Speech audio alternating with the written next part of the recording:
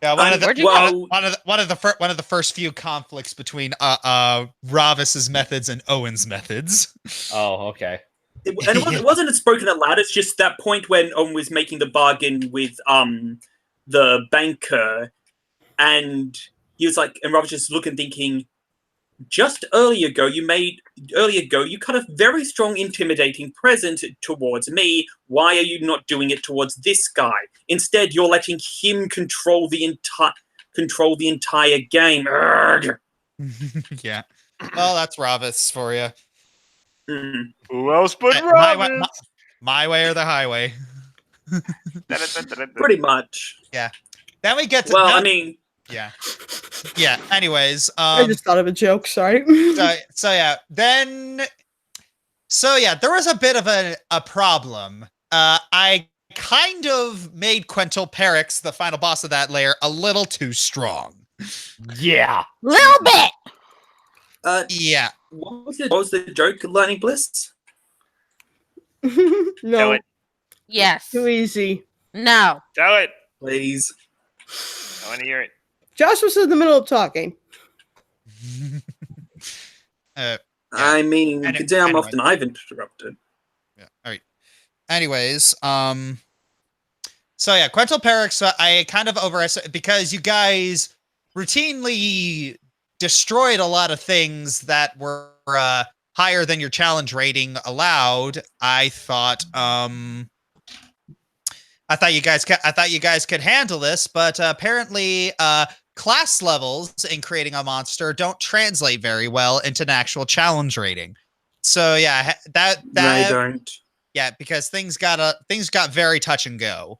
I Because I thought it did because I saw this like one Reddit post where it said, "Hey, here's the formula." Did not work. So yeah.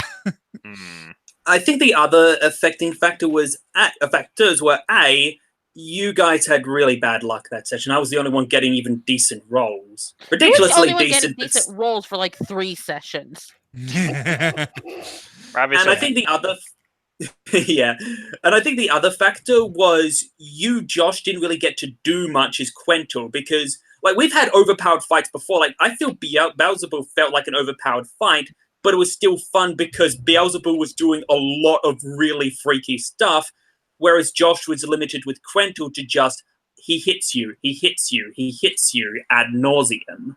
Yeah. Yeah, like even when a fight is like incredibly difficult, it's still fun to see what the boss is gonna pull out next. Or Yeah. what we're going to pull out of the boss next if we're going to talk about the Ballsable fight. Oh, we'll Yeah. get to that. Believe me, we'll get to that. Yeah. Anywho. Then Tyrannosaurus Rose busted in. Rules of nature! Yeah. Did you Rose Oh, of hi, Nature? Ari. Rose of nature. I think I Yes, see Ari. now. She rose to the challenge. It's Ari! I love you, Finn. Yeah. Love you too. Oh my gosh. Yeah. I'm going to kill you both. Yeah. I think, Ari, you have your mic muted. I did, because Ah. there was some background noise. Hi, guys. Hi, Welcome. Ari. Yeah. Glad you just arrived in Yep. time. Yeah. We were just talking about the end of the session 1. Oh, And okay. then, and then we move on to session 2 with the first layer of hell, and that was this fun. is fun. Oh yeah, this is fun because it was very stereotypical hell, and you know, fire and brimstone, that sort of thing. I wish I could have changed it to something else, but because you know, Phlegethot, the 4th layer is also fire and brimstone. Yeah, but it's classic. Yeah. Anyways, so yeah, fire and brimstone. Y'all get there, and you find the. Oh yeah, there was that one ghost that you guys met at the beginning, and you just kind of kicked him out. You kicked him out. We kind of had to. Oh yeah, that was actually in the module that the guy wanted help. But yeah, I thought that was the first indicator that you guys had to make some tough decisions. Yep. Had to be cautious. Well, until we got to Malbold, and that was Yeah. Oh yeah, that guy. That guy, Yemtaros. He was actually a trafficker. So. Oh, good thing we didn't help him. Yeah. Oh, yeah. Well, yeah. It's like the easiest. If I were there, I would have said, "Oh, it's an easy decision. He's in hell for a reason." I think we did wind up saying that. Yeah. Yeah, didn't I say that? And basically, his money is Actually, no I think good. it was Ravas who said it more than Well, anyone no, else. Ravas is more a case of, oh, it's an easy decision. I don't care. That's true. Yeah. Anyways, then we get there and we find one of the second role that Kelsey has played during this during this campaign, Zariel. Oh yeah. Your voice acting range is astronomical. It's Scowy. Thoroughly impressive, I must say. Harry is the best.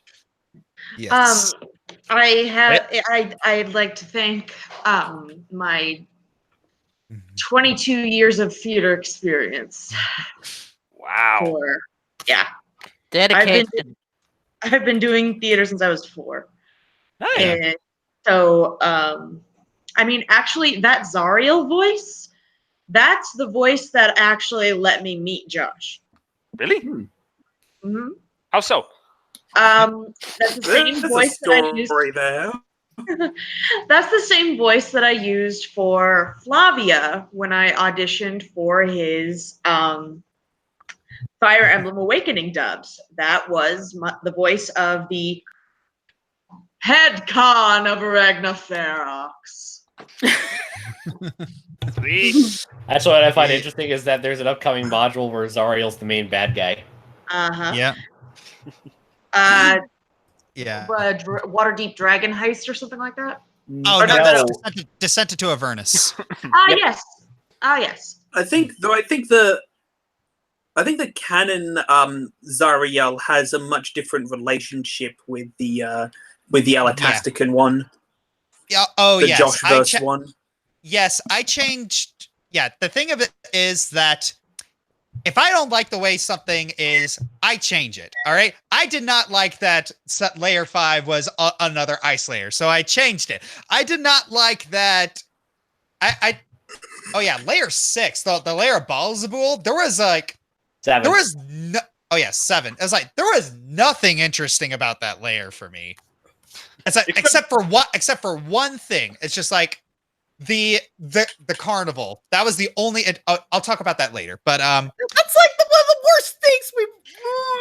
That's why it was interesting. It was, okay. it was bad. You ain't wrong. Anyways, so the thing is, like, Bell was supposed to be like this really, really hecka violent guy, this violent demon brute with a mind for strategy. I didn't think that was fun. I think like someone who has been fighting the demonic hordes for so long, he would be a lot more, and who is pretty much the best at it next to Asmodeus. He'd be very calm and secure in his position. No one else wants to fight that. They want to do all their schemes. It's like, they want me on that wall. They need me on that wall. And here's the thing, your interpretation doesn't necessarily contradict with the canon one, because you could say that he is actually a very violent individual. He's just able to keep that under control and let it out when either he's pushed or he simply has room to. We saw the composed side. Yeah. Well, yeah. Possibly. It's just I wanted to play him as more of the composed guy. And I also thought it would be funny, you know, like just seeing it's like originally Bell and Zariel are not supposed to be an item, but I thought it would be cool if they were. Mm-hmm. Also, I am so glad we managed to not tick off Tiamat. Yeah. Oh yeah, that was. I would not let. I refuse to let you guys go through Avernus without meeting Tiamat, because because it's especially in regards to Amber. Just yeah. like it's like, oh gosh, I just met the one entity that almost screwed over my race. Yep.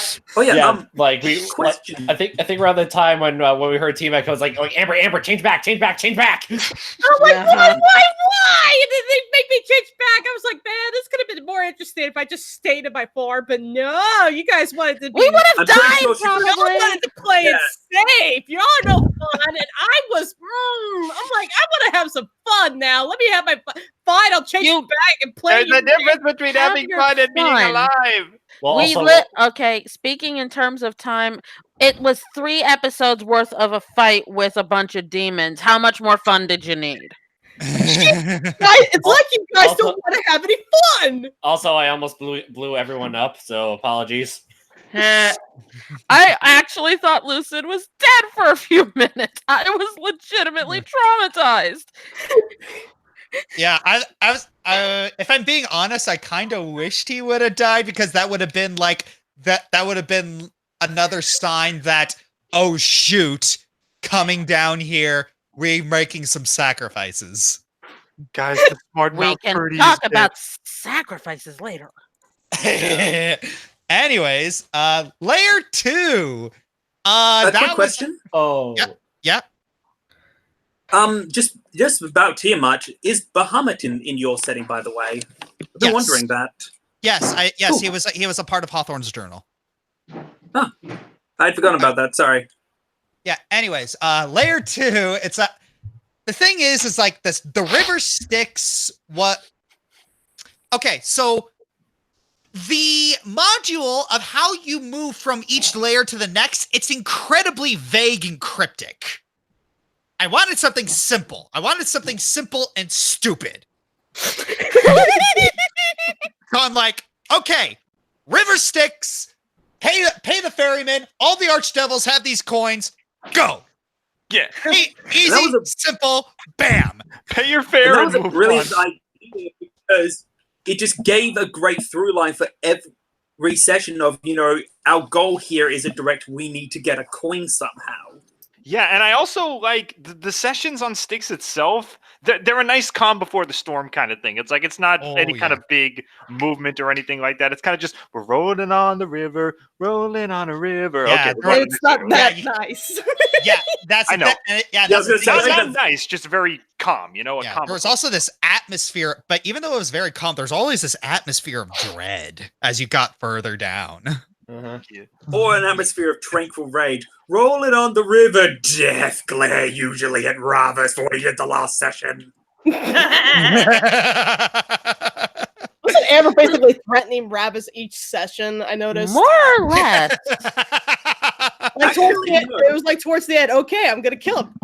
Okay, I'm gonna kill him next time. Actually, Okay, I'm gonna kill him now. I'll Okay, kill him I'm eventually. that's actually not the case. If you think about it, Amber and Ravas had a fight against each other in the second layer. They were it's a joke, Shay. standoffish to each other. Sorry. It's a joke, Shay. Right. Anyways, so yeah, the first thing you met was the garden. I didn't expect any. I hoped for it, but I didn't expect any of you to be fooled. Oh, Amber, heck, was it? well, Yeah, I don't think our sense motive. Well, I don't think my sense motive check was high enough to actually say, wait, something's off. But yeah, it's the Garden of Delights. It's actually listed in the TV tropes for the tabletop section for schmuckbait. Beginning to Makes see why sense. Ravas was so annoyed. Yeah. It's like And- we wanted to relax for a couple minutes before we get on our way. Yeah, but things got very stressful. It's like, and I was very excited for like the audio design that I did for the layer of Diz. And it's just, yeah, it felt like you guys got really stressed during that part. Gee, Josh, I wonder why we would have gotten stressed in the city of Diz. We were just starting too. It was only the second layer. We were a little Oh, okay, you know why I was under so much stress? It's because of the way everybody else was acting back in the gardens. Oh, let's relax and lay back before we continue our journey in this lovely garden. We're in hell! Garden is in hell! It's a literal garden in hell! What makes you think it's okay to relax here when it's literally in hell? You are all insane. We're in a garden of hell. I am not staying here. Why are you staying here? Why is Amber You know, the only one realizing this? hey, You act like Bliss, you know what would have been helpful in character about that? When we kept on poking and prodding you. Hey, Amber, do you want to talk? Do you want to say something? Do you want to protest? Do you have things to say? If you don't speak now, forever hold your peace. I thought it was common sense! I believe we've established that this party doesn't have common sense. Yeah. Oh, okay, so None whatsoever. Which is ironic because we do have a voice of reason with us. So No! That makes it worse. Shame on you. Shame on your cow. Shame on your family. I'm gonna have to make No, more no, no. gonna Sorry, have to make Blissy. more Too puns soon. just to Too catch soon, up. Blissy. yeah, I'm gonna leave now. I'm sorry. Don't leave. Just wait. Stop. Anyways, what was next? Vincent Price. Yes. Oh, I hope Katie is. I hope Katie is You're watching welcome, right now. Katie. Okay, for those who don't know, we were doing a thing for a while where we were watching the Wilstonator's wife lose her mind as she watched the episodes. She had the worst reaction to the Vincent Price voice ever. She was full of humiliation. Like the Vincent Price Radigan nonsense. She was skeeving so hard, I thought she was actually going to rip her skin off. It was amazing. I Was thought Amber at demanding one blood? I thought she was demanding blood. I thought at one point she was like gonna barf. Like, Yeah. and then every time she saw Josh afterwards, she's like, "Don't do the voice," and then you start doing the voice, and she would run. She would run the freak away. It's like I feel like a little boy with like poo on the end of a stick, and I'm chasing her. So I kind of want to find a quote that she absolutely loves from like her favorite Disney movie, and then have Josh read that quote out in Spader's voice and then send it to her. Yes. Corrupt that which she loves most. Yeah. We're all gonna die at BronyCon. But yeah, you also met Simula in this layer. It's like, oh, she's out of the diamond. Yay! Yahoo! You have no idea how angry I was at Josh. Like, why is she back? Claire had figured, and I kind of figured too, that we were going to meet her at some point because it's like this setup, how can you not do it? But at the same time, it was like, oh, really? Already? This soon? Yeah, you raise a very good point, because I thought that very same thing. I'm like, really? Am I putting in Simula this soon? But then I look at all the plans that I had for this session. It's like, oh, this is the only place it'll fit. Plus, to be fair, Simula's introduction was a pretty much a completely new dynamic between her and the party. Yeah, I intended for her to be the GLaDOS of the game, of this particular campaign. And destroy vital testing apparatus. First of all, Finn, no. Go to This the was corner. a triumph. Second of, Go to the corner. Yes. We are are we sorry. done? The funny thing is that Never mind. I forgot what I was about to say. Anyways, yeah, Simula came, and the party accused someone innocent of a crime.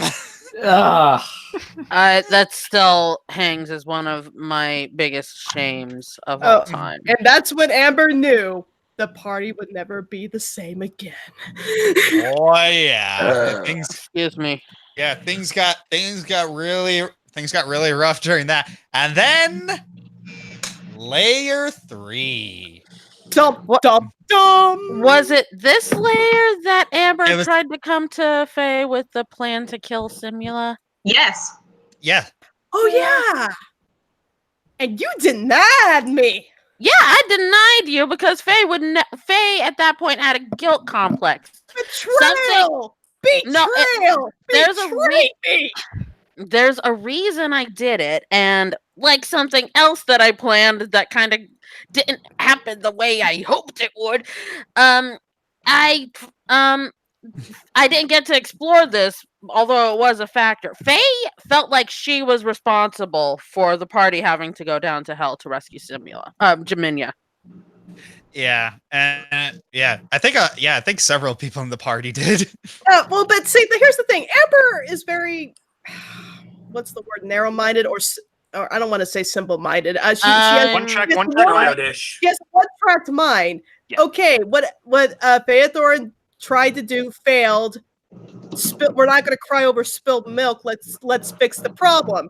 Phaethor doesn't agree to fix the problem. Amber's upset. Who do you think she has to go to Owen? The way you said that, such a bloody contrast to reality. It's like, I have to go to Doc! I have to go to Doc to talk to somebody about killing her. Oh yeah. I am genuinely curious. Exactly what did you think would happen when Amber went to Doc with this idea? Went to Doc. Well, I knew this wouldn't happen. It was a fantasy that this would happen, but I knew it wouldn't. That I would hope in favor of Amber's idea that Owen would side with her because nobody else seemed to do so. But no, Owen doesn't roll that way. Ha. Dice. I recall The funny thing Owen is- explaining exactly what would happen and how it would happen if you went down this path, and trying to understand, do you have an actual plan on how to overcome Simula's defenses? And I recall Owen also saying, I think there is a way that I can get Simula to meet with me. Isn't that right?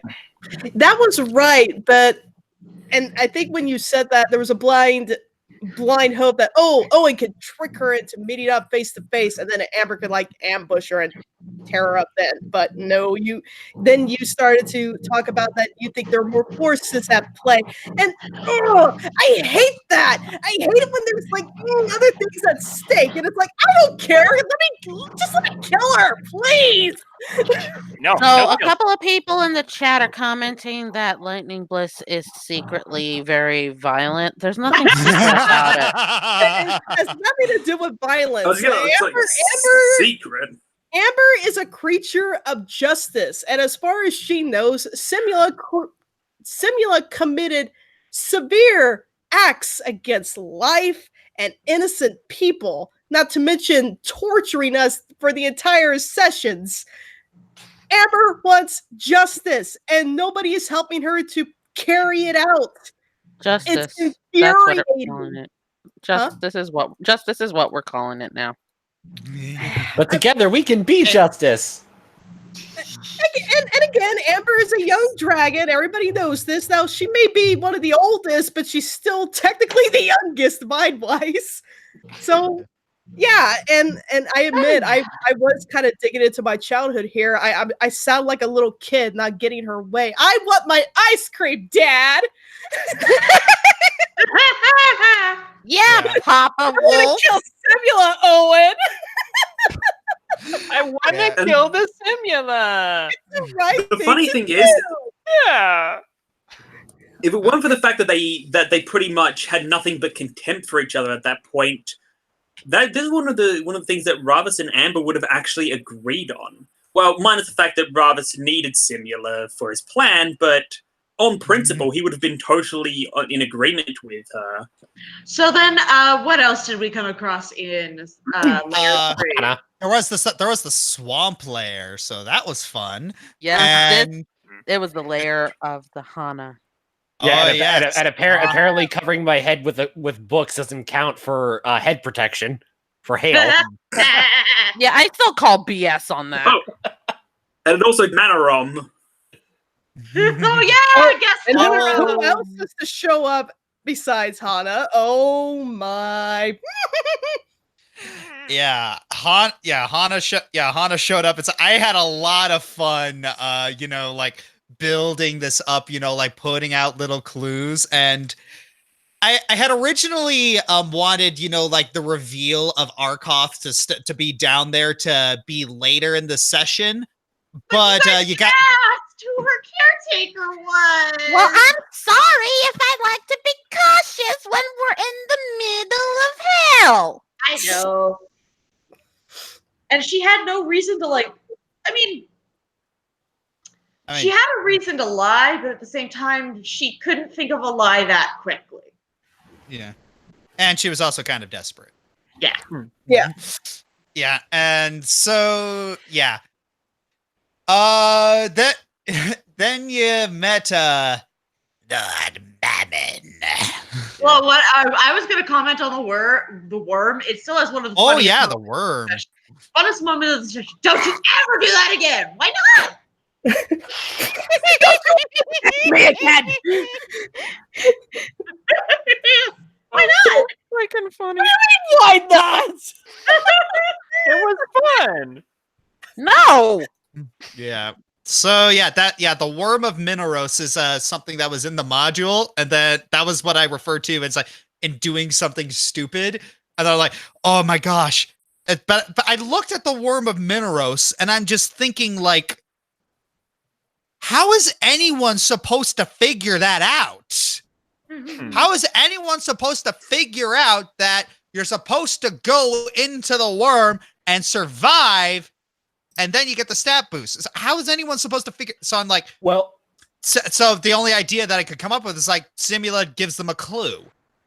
well, also, I think what also gave us a little bit of hint of what Jimena said on when we were like outside of NASA.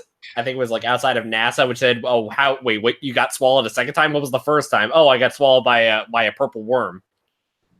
Oh. Yeah.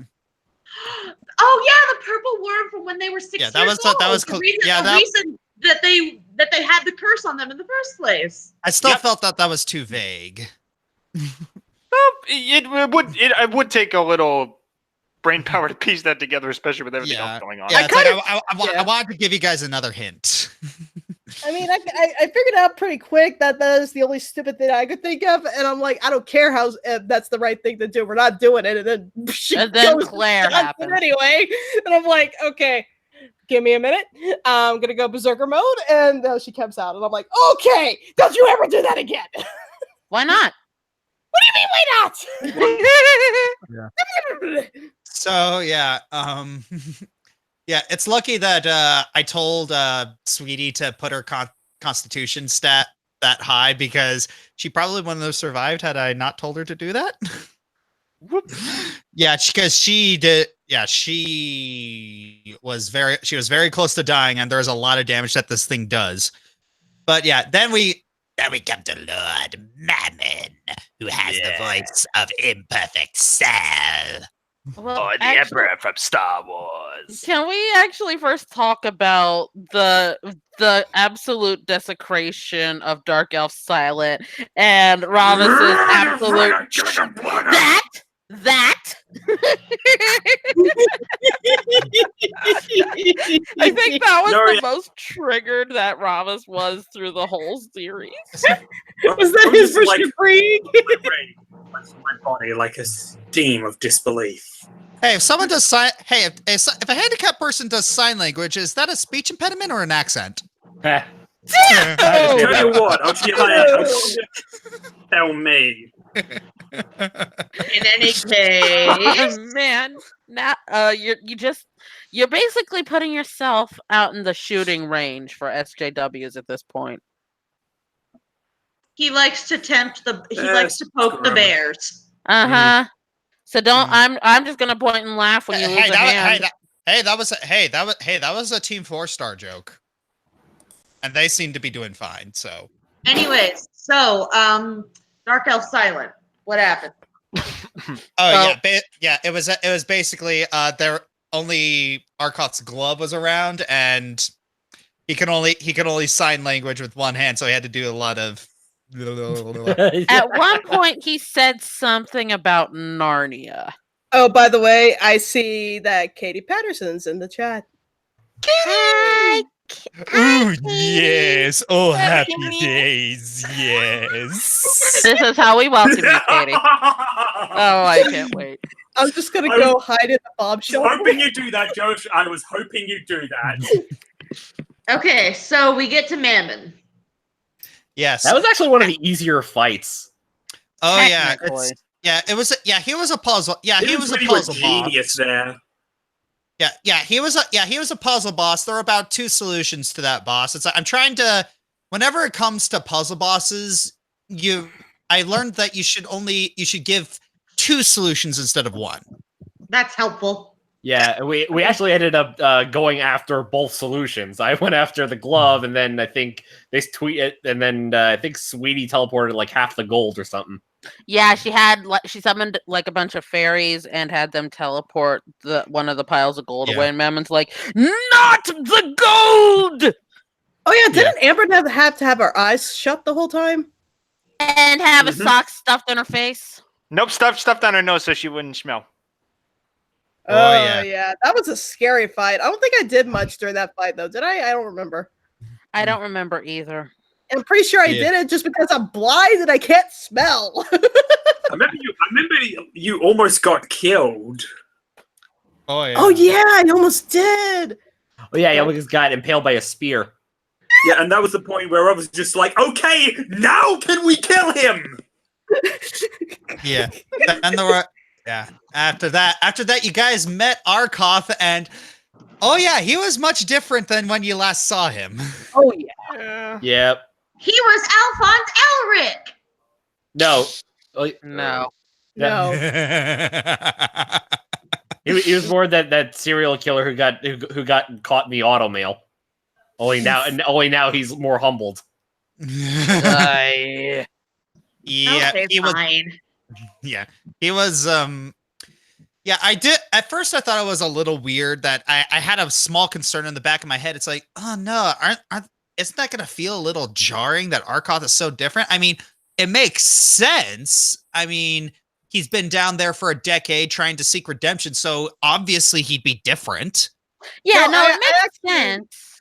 No, I actually welcomed that because, I mean, normally I would have thought Amber would have immediately just gone to town and murdered or shredded what was left of him. But no, she couldn't in that moment because she immediately knew who he was to Hana. And, oh, that just made things complicated. So she just, I'm glad you did that. It made Amber second guess herself and her, that not everything is so white and black for her anymore. We had a 3-part cuss fest when they found out Arkoff was involved. Oh man. Oh yeah. Jalrum had fun teasing him. Yes, Shay? Plus, I get the feeling that Arkoff. I get the feeling that, and sorry, I think my internet's a bit twitchy, but I get the feeling that Arkoff was shell-shocked both from the very gruesome manner in which he died and also the revelations that came with it. It's like it's almost, I feel that his like earlier smarm was like traumatized out of him. Yeah. Probably. Yeah. Then we get to layer 4, Phlegethos, the Infernal Court. That was an interesting one because we had to do a lot of diplomatic stuff and trying to be stealthy and failing miserably. Oh yeah. It's like Phlegethos was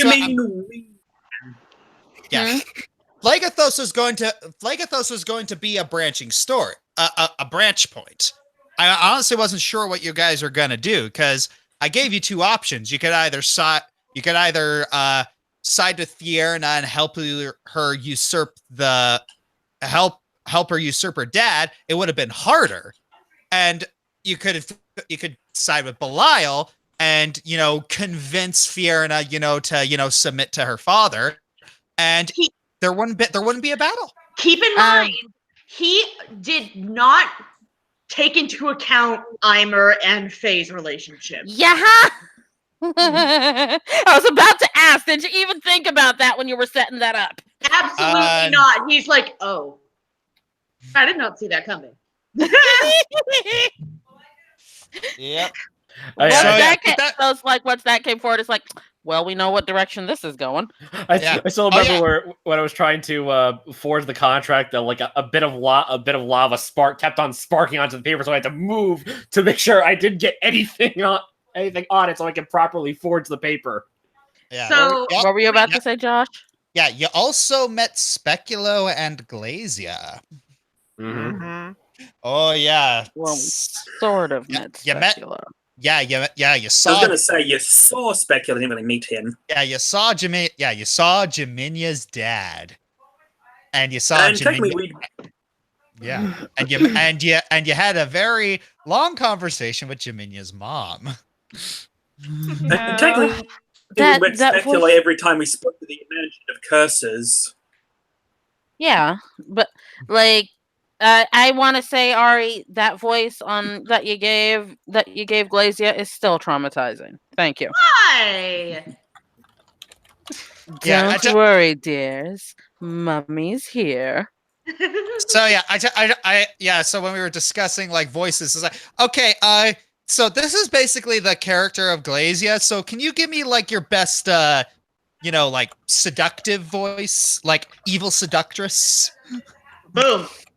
And it was funny because after that, kind of a tangent story, but after that, we watched Flash Gordon, and then she asked me, it's like, wait a minute, did you base Glazia off of that princess? And then I just kind of blinked twice. I was like, I think it might have been subconscious, but yes. Josh. No. Sorry. And then, of course, we got Glazia. I mean, Fiona. That was something I didn't freaking expect. Like, Faye actually made friends with an archduchess. Uh-huh. Well, yeah, I just told her, it's like, so Fiona's very young, and she kind of idolizes Glazia. So, okay, so kind of evil, young, and idolizes someone. The immediate thing that just came to both of our heads was Harley Quinn. Yep. Yeah. I totally see it. Well, I mean, she is the she's the archdevil of pain. It's true. And that was the layer when it's just, sorry. Oh no, go ahead. So that was the layer where it just dawned on me, like, how good Ari's voice acting is. Because like I said, there was at one point where Glazia and Fiona were talking to each other. I had to actually pause myself, like, holy crap, this is two different people. I mean, this isn't two different people. This is one person. That is seamless. And it was, and then I love the William Beasley put up the ProZD Vine. He's like, how are you doing today? Very good. See, you thought that was two different people, but no, it was just me. Movie magic. Yeah. You didn't, except you Shout out didn't to Beasley, need by the movie way. magic. It's that Yeah. good. Like, big shout out to William Beasley, by the way. He's William really Beasley, Kieran Lee, everyone, like a lot of the big fans who, it's like, we know, it's like, we read the comments. Luminosa? Yes, thank you. It's like, we read the comments, it's like, I may not reply to all of them. Yeah. I may not reply to all of them, and especially in the Discord, it's like, I may not reply to them, but know that I am seeing it. It's like, I am what the internet calls a lurker. You Just- are No, loved I and do that appreciated. too. Thank you. Yes, you are loved and appreciated, even though I don't always, like, directly show it, but know that I do see it, and I see everything that you do. In any case, I would highly recommend you guys check out his Brony D&D as Vines. He has 3 of them. They're really freaking funny. His funniest moments compilations, his emotional moments compilations. He's done a lot of stuff. Okay, His so reactions are was funny, that too. pretty much? Yeah. Oh yeah. Speaking of emotional moments, fifth layer. Yeah. Oh yeah, fifth Uh, layer. Woo! I thought Suviel. I was afraid that this layer was going to be filler. Nope. I was really afraid that this layer was going to be filler, and I was debating on just skipping it because Well, if I recall, there was actually a lot of character development moments, specifically for both it's Jalarum, Owen, Ravis, and Amber all had major moments in that layer. I think one of the first things was when we finally got off on the. I'm trying to remember what it was. I think it was like as soon as we got off and I met Glazia again. When Jalarum stepped up to say, "Hey, I'd like to actually sign a contract instead of Ravis." I'm trying to think, why the heck is he the one that's signing all? There's something really wrong. I want to be a part of this. Like, I kind of feel bad that he's, signing his soul away unless a contract is fulfilled. Hey, can I ask a question there? Yeah. Did Jalarum suspect there was like some kind of ulterior motive behind rather signing all the contracts himself? So there kind of was. I think I think the main thing that Ravis was signing all the contracts is that he was like Arkoff. He was trying to seek penance for something. Yeah. Oh boy, was that wrong? Yeah. Whereas it was really more like, sorry. No, go ahead. It was really more like the same thing he said to Simula when he countered her attempts to manipulate the party, which, by the way, that was fun to do as well. Yeah. But it was just the general idea of, you guys don't know me, and if I start asking you to put your souls on the line, that's going to likely turn you against me. I need you on my side, so better to sign the contract myself and put my soul in risk in order to gain the much more important alliance. Yeah, he needed your trust. He wanted your guys' trust. And it was funny when Simula did the whole Ravis thing. It's like, as soon as he said that, it's like Simula thought that Ravis was just another dumb righteous hero, and as soon as she did that, just without question, it's just like, oh, I gotta reevaluate my opinion of this guy. So okay, Andy Demon in the chat is like, Suviel, when Josh Scorcher voices a dynasty warrior.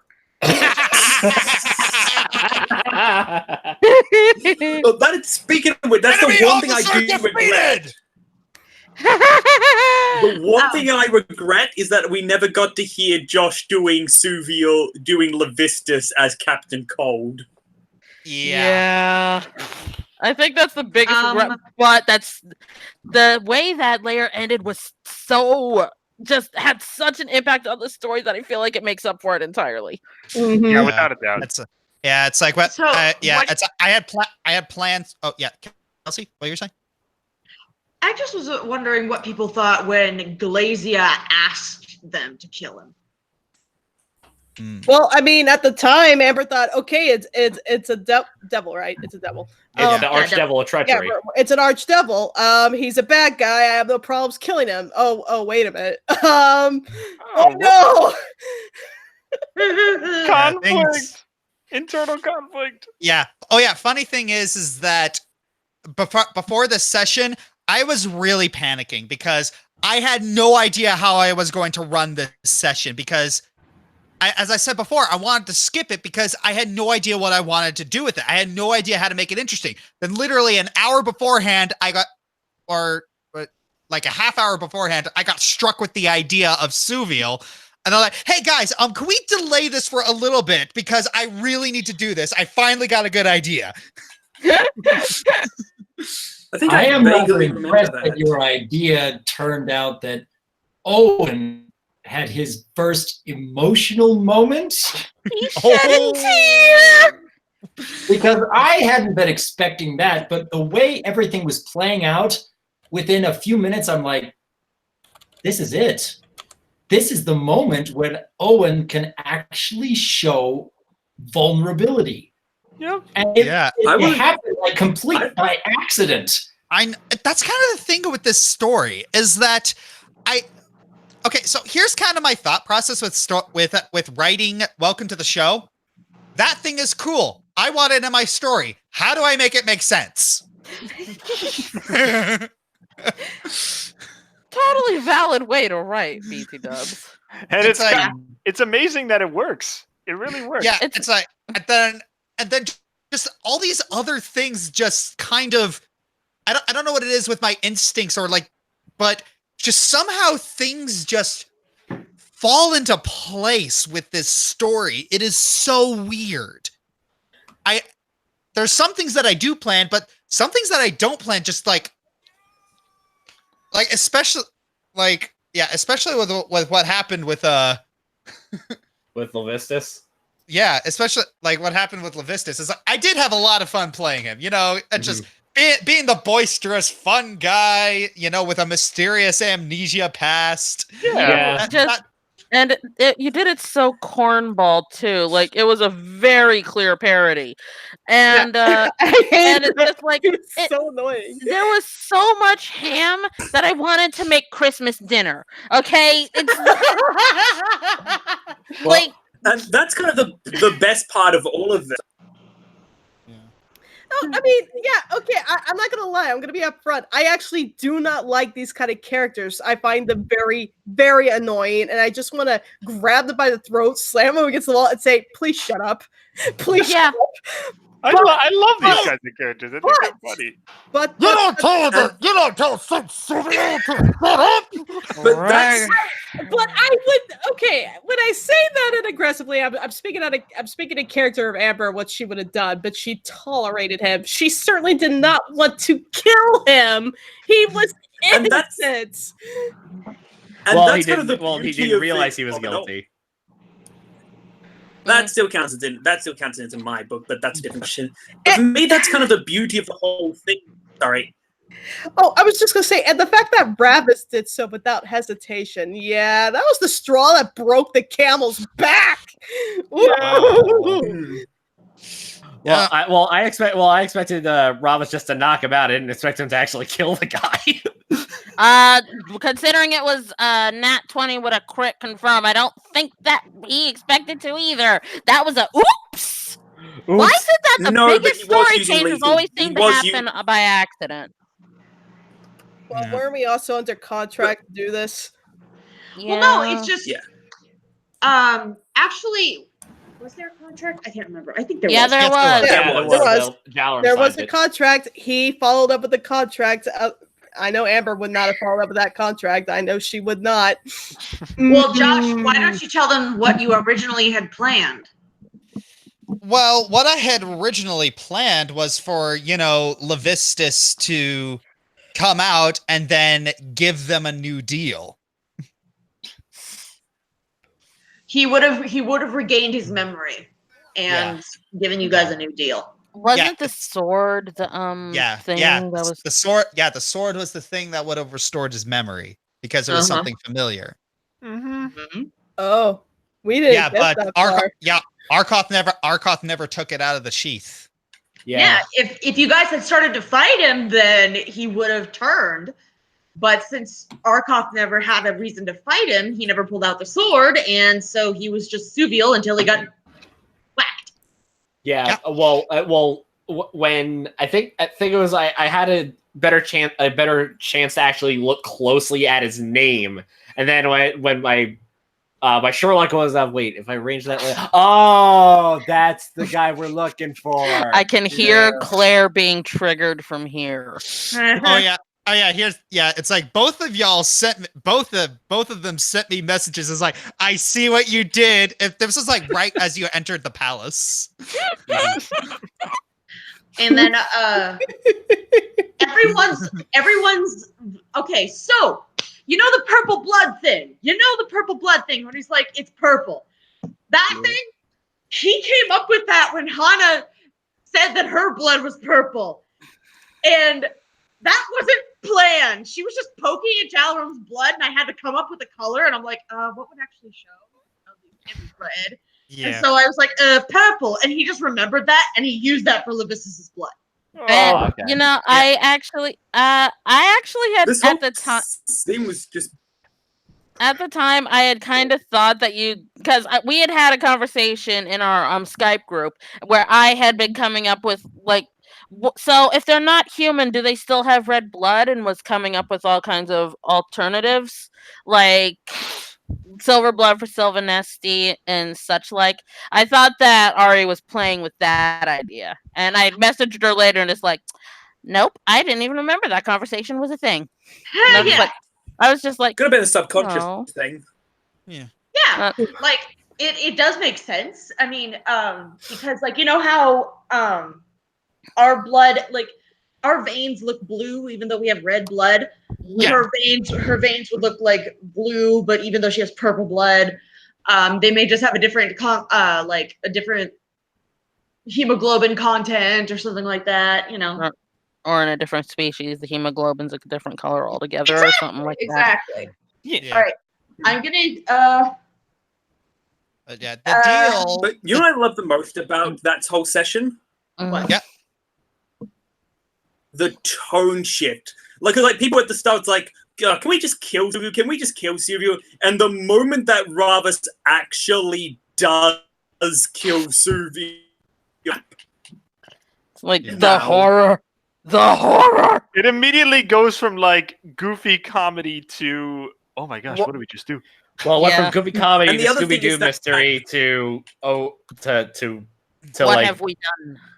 yeah. We do. at that point, Ravas had been the most, right up until that point, Ravas had, I feel, been the most likable and even comedic he'd been all season. Like, he'd been making a lot more, I'd he's say having a lot second more most comedy comedic. moments, like his annoying at Suvio. He and Jaren were forming kind of an odd partnership between the two of them. Maybe Ravas actually starting to get along with her. Nope! I would say it was his second most comedic. I stand firmly by his triggering over Arkoff Silent as his most hilarious. Well, I mean, in terms of frequency, not potency. Okay, fair enough. Okay. But yes, the New Deal would have been that. Yeah, the New Deal would have been something. Would have been something different. It's like he would, as the Archdevil of Treachery, he would have faked his death. Oh. So yeah, and then that would have affected the story very, very differently. But it never actually happened. So I'm like, oh, okay. So yeah, it's like I had all these different branching paths, like for this. It's like certain actions that you took on certain layers would affect future layers. Mm-hmm. Uh-huh. For example, since we took the deal with Glazia, we were allowed protection on what actually could have been a very dangerous layer. Yeah. Oh yeah. Oh yeah, and Malbolge. So then you basically built a Dragon Age game. Yep. They both said it at the same time. Except a good one. Well, That's adorable. Dragon Age is one of our favorite games of all time. It's a good Yeah. it's a good thing. Yeah, despite the flaws, I do have a soft spot for Dragon Age 2. Dragon Age Inquisition, I had to mod the heck out of that in order to make it playable. I haven't been able to make myself play it either, and I'm just like, Oh yeah. any Hey, it's completely off topic, but Josh, you never actually got around to making that rant you were going to do on just what annoyed you about Inquisition. Because remember, you got to make like a video about everything. Yeah, but then I just thought, like, you know what? It's not really worth it. I mean, BioWare's already going down the tubes now. Anyways, so Anyway, speaking of Malbolge, I don't know. Oh yeah. But before I get to Malbol, it's like this is I was really sad that I couldn't use my Captain Cold voice because I really like the CW Flash, and Captain Cold was a very, very good villain, but I couldn't use it, and that is quite frustrating. You make a very good Leonard Snart. That makes a very good anything. Thank you. So, Very now good. Bosch. Ugh. Oh, so this one was I lifted absolutely everything in this from environment wise. I lifted absolutely everything from the module. So yeah, the standing on flesh and stuff, like having to find good artwork for it was a pain in the butt. But like the River of Blood, that was actually lifted from Dante's Inferno. Oh. Mhm. Oh, that's nice. Oh, that's nice. It used to be water. Yeah, it's like that. Yeah, like the River of Blood from Dante's Inferno. It's like, yeah, I just lifted it from that because it's like part of me wanted to make this hell session like a little bit of like a kind of like Dante's Inferno, like I wanted you to just do a little bit of sightseeing. Ugh. Which we kind of ended up doing because when Hana ran off and we cut to like the pool of toys, like, oh wait, hang on a second, let's go shopping. Yeah. And I haven't picked up quite a few souvenirs on that layer. Amber picked up one hay of a souvenir. You got Yeah, it's yeah. There were a lot of there were a lot of places that I did have to like throughout the season that I did have to cut for time. Like, but there was also one that I did cut for time that ended up being beneficial because Eliora has a certain phobia. Uh-oh. Mhm. Oh yeah. Yeah, the Eliora had a certain phobia. Basically, in the module, Tyrants of the Don't Nine say Hells. it, honey. I'll be fine if he says it. It's okay. Okay. I wasn't last time. I've tried to do a little bit more psychological reinforcement since then. Okay. Okay. Ugh. Okay. So Still not good. basically how it outlines how devils are created, how souls are converted into devils. Basically, they're poked by, like these they're poked by these stereotypical devils with pitchforks into this giant pool. All these souls, they're dropped into a pool filled with maggots. Oh, yeah. And the maggots basically eat the souls, and then they secrete devils.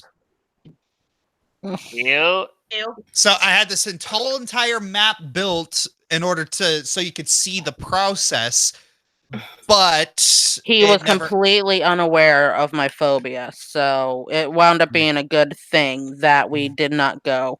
Because wasn't it that one soul we met on Avernus that would have led it that would have been like the catalyst to that? I think so. Yeah, it would have led up to, I think, a giant pool of I think it would have led up to a giant pool of maggots if I was correct. If you're correct, Josh. Oh yeah. So things Yeah, happen. but I told them, and I'll tell the audience too. If that thing had come up, I would have panicked and absolutely run out of the session. Yeah. Aw. Well, it's a good thing we didn't do it then. Agreed. Bullet dodged. But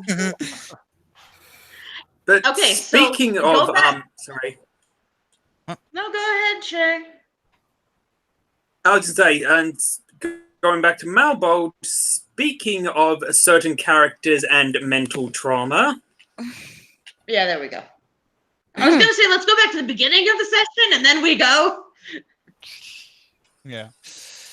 Oh, there was a lot of trauma going on in that session. Oh yeah.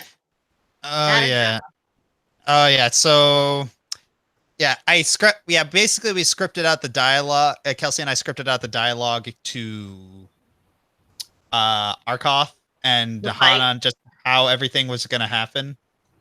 Mhm. And yeah, so I knew how I wanted Arkoff. This is basically everything just set up at that point for Arkoff's redemption. It's because thing is that I originally wanted Hana to be far more mistrustful of the party, but it's like everyone just kind of got so likable and happy that, you know, it's like, oh, okay, I guess that's kind of how it is. Then Ravus kills Suviel. Mm. And then I'm like, oh, I can bring the mistrust plot line back. And it makes Yeah. sense. Yep. And Oh, I was kind of worried about that. Sorry, am I interrupting you, Ellie? No, I was just gonna. All I was gonna say was the biggest things of the set of the whole storyline just seem to happen by accident. Yeah, that's one of the best parts of doing like improv stories like this. We make up interesting things as we go along. Jimena dying was an accident. Suviel dying was an accident. It's some good stuff. I mean, there's been some great planned moments too. Like, I still think that like Owen's the reveal of Owen was definitely a planned for months moment. That's like still one of the best moments in the entire show. Yeah, definitely. Mm-hmm. Yeah. And then there was the dialogue between like Ravus dressing down the party, kind of giving a little hint as to his backstory, and then kind of losing it. Yeah. Hint. That was a neon billboard. Okay. Because here's the thing. I remember I was just walking home one night and I was thinking about, you know, how Ravus is getting angry at the party, and then I remembered like this random detail I thought of for his backstory, and I thought, oh, if I'm going with that, then that means he's not just angry at them on a professional level. This is personal to him. And then it was like, oh, okay, I really want to do this. And then there was the whole thing with what Ari did with Hana's like, okay, this is still the best time to, because it makes sense for the character, but I really hope I don't end up making Ari feel like she's being overshadowed. You know, here's my emotional moment. Oh, it gets undercut because Shay had to have his. Nah. Yeah. Then I was fine. Yeah. Then oh yeah, go ahead. So they were different emotions. One was a past trauma, one was a mistrust. And basically, both were natural fallouts of the events that transpired in the fifth layer and what was going through people's heads. Yeah. It fed into both characters. It made I'll tell y'all right now though, I was really bored for a while because I had no one to play. And then I got to. Yeah, go ahead. I think it just cut off for him. Rips. No, I just said, and then I got to feel that. Except I actually didn't feel bored. I enjoyed watching you all play. Well, you will see us soon. Yep. Anyways, so then during that session, we get to the palace, Glazia's palace, and it was very hard to keep things PG in that. Understatement. It was very, very hard. You didn't. Yeah. It was very hard to keep things, you know, in that comfort threshold for this audience. And I'm glad I was able to do it, but yeah. And then we get to Glazia's bedroom. Yeah. You know, that could be taken in That a was not PG way. So bad phrasing. Here's a little secret, guys. Just because I say something and it can be taken two ways doesn't mean you have to address it. That's Actually, true. it does. But We're contractually obligated. yeah. But yeah, There are so many times when you guys do some weird innuendos, and you know what I do? I ignore it. Or you Wait, miss you- it. Notice them? Sometimes I do. Sometimes I do notice them. Sometimes I don't. okay. Most of the most times I don't. But the point remains. Is that when I do notice them, I ignore them. You do realize we'd be so proud of you if you did call them out. Very But- much so. Oh, by the way, each their own. Kelsey was very impressed by my reading of Glazia's journal. Yes, I liked it. Yay! That journal went through like 5 drafts. Yeah. That's not surprising. It was a in the great slightest. reading, but I give you a bit of free for reading out the stage directions. Well, how is he supposed to portray it otherwise? We're on audio only. Yeah. Simple. Wait, I Well, basically, at least on have the to way read that it like this is a Shakespeare play. Yeah. Yep, definitely. We're here in Well, I Burnham think Wood. I think the way it was written was going to be like, and he used to do this cute thing with his shirt where he. I think I'll move past that point. So, we've Yeah, and then just honey. everything. Yeah, everything about Glade. It's like I thought it would be interesting to make each character in the in the direct Mammon family line have a different extreme alignment. It's like Speculo's chaotic good, Simula's chaotic evil, Jimena's lawful good, and Glazia's lawful evil. Mm-hmm. Sounds I wanna- about right. Yeah, wanted to do that. Wanted to. Yeah, it's Family dynamics. so yeah. There was a lot. Yeah, I had that art commissioned by Doji Crimson. It's like that. Very much love your artwork. Yeah. Does good work. Doggy. He does very good work. Dougie. And oh man, it was ridiculous. Yeah, Mildly ridiculous. so that entire backstory was a labor of love. Just every It little was detail, fantastic. just trying to make every puzzle piece fit. People in the chat keep on bringing up, you lost my granddaughter! Scary little girl! I can't do that high of a pitch anymore. Ari can Scary outpitch me. little girl. I just thought she's usually I already said no. Okay. it's just she usually is so like calm and collected and everything like that. I thought that she's very family oriented. Once she found out she had a granddaughter and y'all lost her, she would have freaked out. That would have been her straw. That Oh was just no, like, that was fine. It's just like, dang, with the ear shattering. oh, My yeah. only You thought, want to talk, Ellie? I was about to say, my only thought was like, is this what it's like to listen to me? This is what it's like to be on the other side of your voice. Yes. I I thought tried. you heard that every time Ravis yelled at people. Yeah. Yeah, it was really hard to. It's like, as I was writing the backstory, it's like I originally wanted Glazia to say all these lines, but then it got really, really long. So I'm like, shoot, how do I deliver this exposition to the party? I mean, Because like this is something they kind of need to know. yeah. Especially like, for lack of a better term, sympathy for the devil. Do Do you just do Fenico laugh when you're being sarcastic from now on? Is this just your Yes. thing now? Yes, That's it the is. thing Yes. now. Yes. And then What there the hey is that in the background? What was heck is that? that? What? Okay. Moving What was on. that? What was that? All right. Anyways, so yeah, after that, we had to cut off the session, and kind of What? during that little bit. Actually, Yeah, there was one halfway- other bit.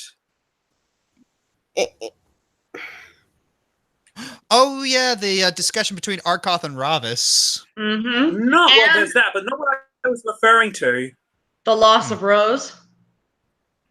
Oh, actually, that would happen in the next session. No, I was referring to Glazier dressing down the party. Ah, yes. And sticking up for Amber.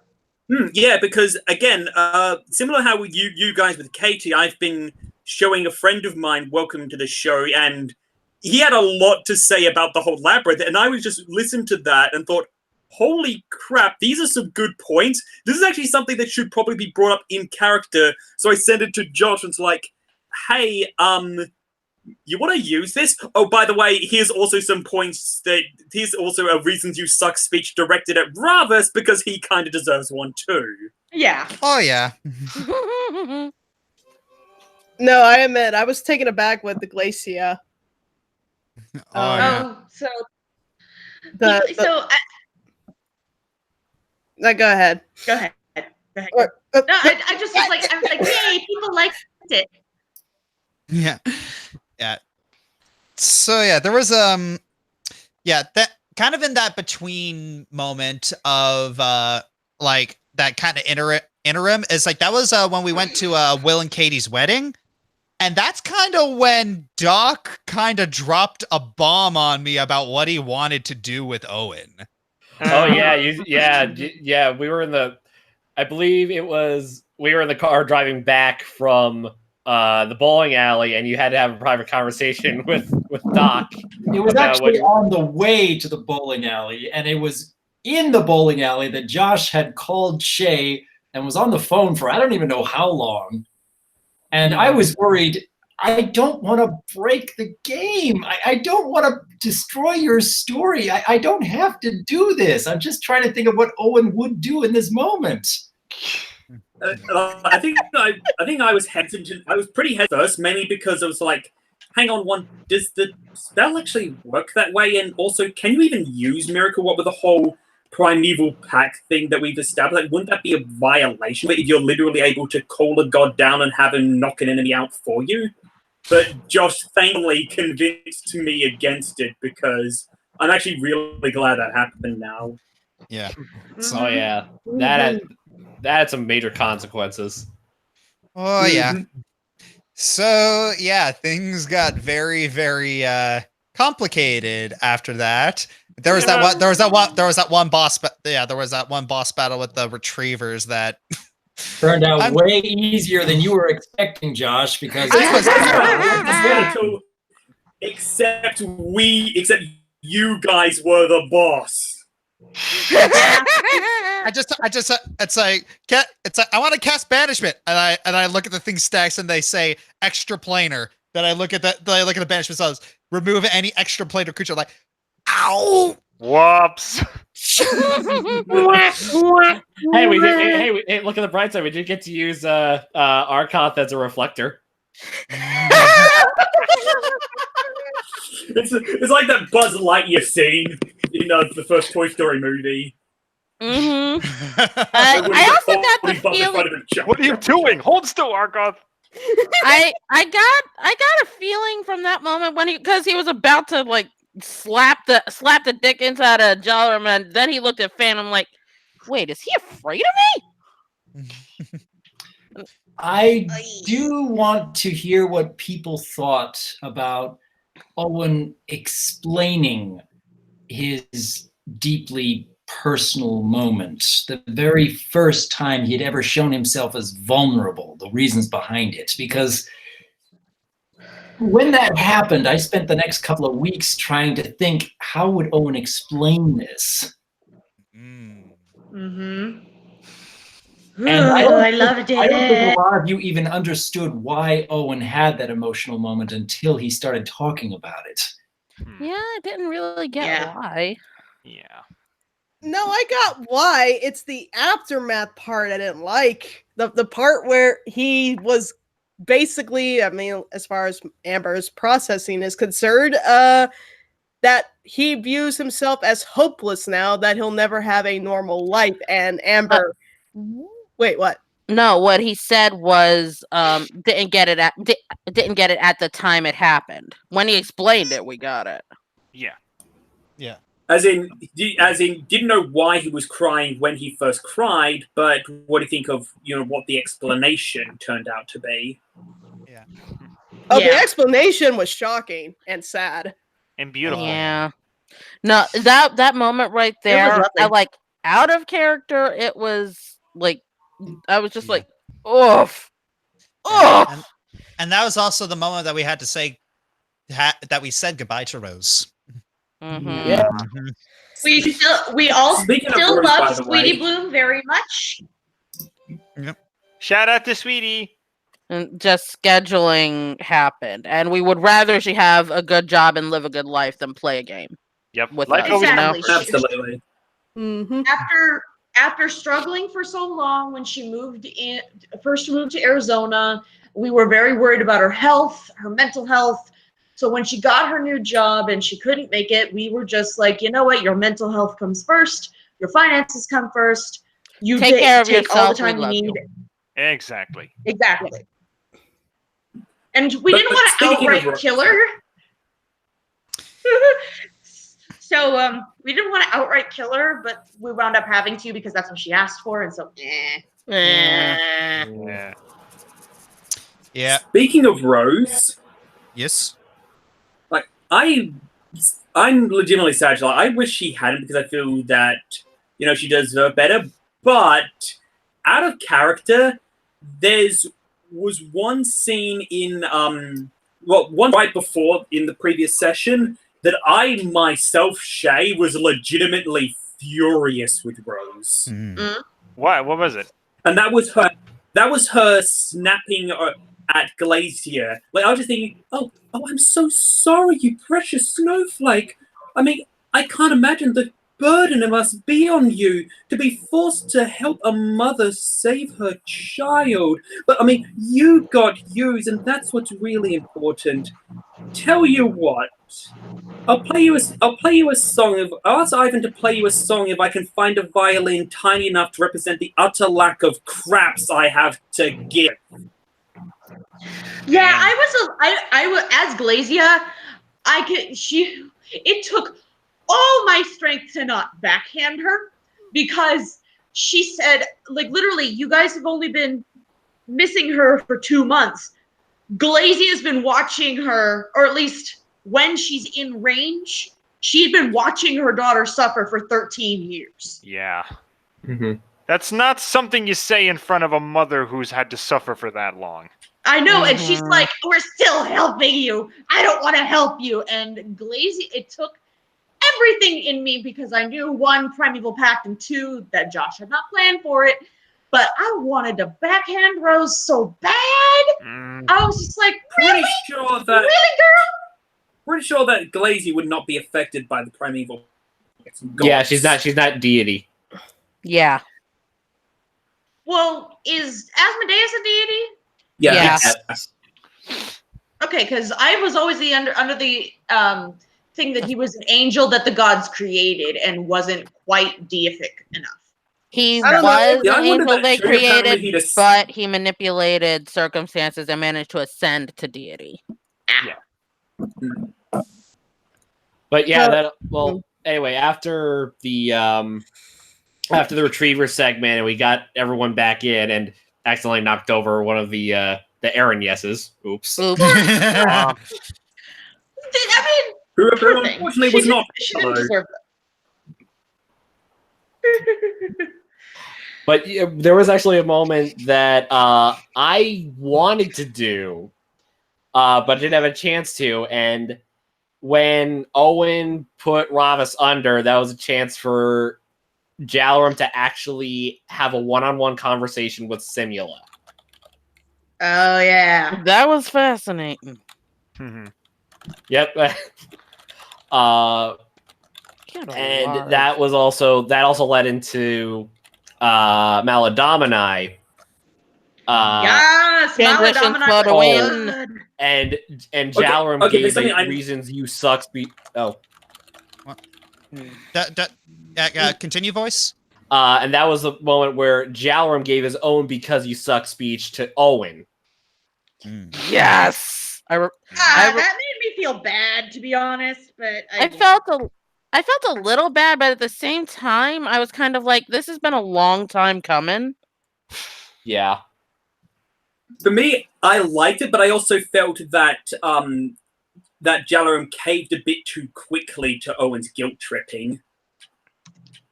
I think that Jalrim didn't relish in giving a reason you suck speech to Owen, and so that's why he caved really quickly. Yeah, he just kind of felt it needed to be done, you know, because no one else was saying anything.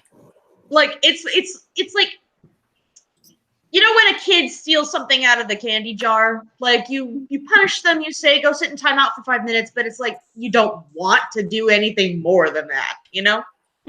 Yeah. Well, and I mentioned later on when I was talking when Jalin was talking with Faye Thurn that he had a lot worse things to say. One of them being I'm trying to remember the exact.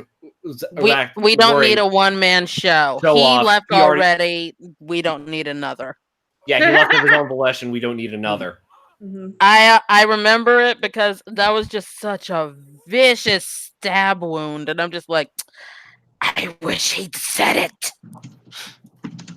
And I might have I think I subconsciously, because I remember Voice asked me for some help with it, so I might have subconsciously remembered that with Ravus's own when he did that later on. Mm-hmm. Yeah. All right, so heading into Maladomini. Oh yeah, Maladomini. This was probably the worst and hardest layer I had to conceive of. Like, actually, can I just there was one thing that I do really think deserves attention? Okay. The scene between Amber and Ivan, that legitimately is the best scene in all of season 3. That was well, in my opinion, at least. I loved that moment. We have a lot of moments. You made the GM cry. Yeah. When they were Amber talking and in the dining room. Ivan Yeah. We talked in the dining room a lot, so No, you didn't. No, you really didn't. it feels like we did. Amber So was a little crying hope. because she wanted to, because Ivan was terrified of her becoming a killer and was trying to talk her out of her hatred towards Ravus and Simula, and Amber in turn was terrified that if she didn't kill either of them, you know, it would lead to the deaths of everyone she cared about, especially Ivan. And it was the point in time where she told him that she had been basically plotting without his knowledge. Oh right, yeah. Okay. The conflicting emotions here. 1, need to kill these bad guys or they're gonna kill my friends. 2, but killing is wrong. 3, I am lying behind my lover's back. Yeah. Oh, that is. These are all 3. All these things. They're everything I am against. And And Ivan. yet at the same time, I am arguing that my character is arguing this has to be done though, or things are going to get worse. That was a horrible moment. This is it. That is it. And you have just perfectly exemplified the conflict of a lawful good character. Exactly. It sucks to be Amber. It sucks to be lawful good. And what was I gonna say? It's like you could tell just how comfortable Ivan is around Amber, because think about it, she's kind of the first person that he really broke down crying in front of. So kind of telling him the whole thing, it's like, yeah, you know, I am as positive as possible trying to keep the group together, but it's hard. It's incredibly hard, especially when you're faced with decisions like this. Yeah. And yeah, he kind of just let it all loose. Yeah. Mm. Then there's so Maladomini was intense. design-wise, it was stupid. Well, Because yeah, design-wise, it was absolutely stupid because there was nothing interesting on that layer. Nothing. What? The scenery was in the module. There was nothing interesting. I didn't know what to do. The only thing that was remotely interesting in that was the carnival. So I basically said, okay, I'm just going to use that as the focus. That's the only interesting thing. And the results. And I also lifted something again from Dante's Inferno, the suicide forest. Yeah. Like that was the only thing I. It was the only ways I could make the story interesting. Yeah. Well, I'd say you did a good job. Yeah, You the did a carnival good was job. the carnival was a lot of fun. I used Cuphead music. Haha. Yeah. I noticed that. That's actually my favorite song in Cuphead too. Hey, Amber, how's your hand? Oh. Oh no! Need a hand? Oh no! I am not all myself. I admit.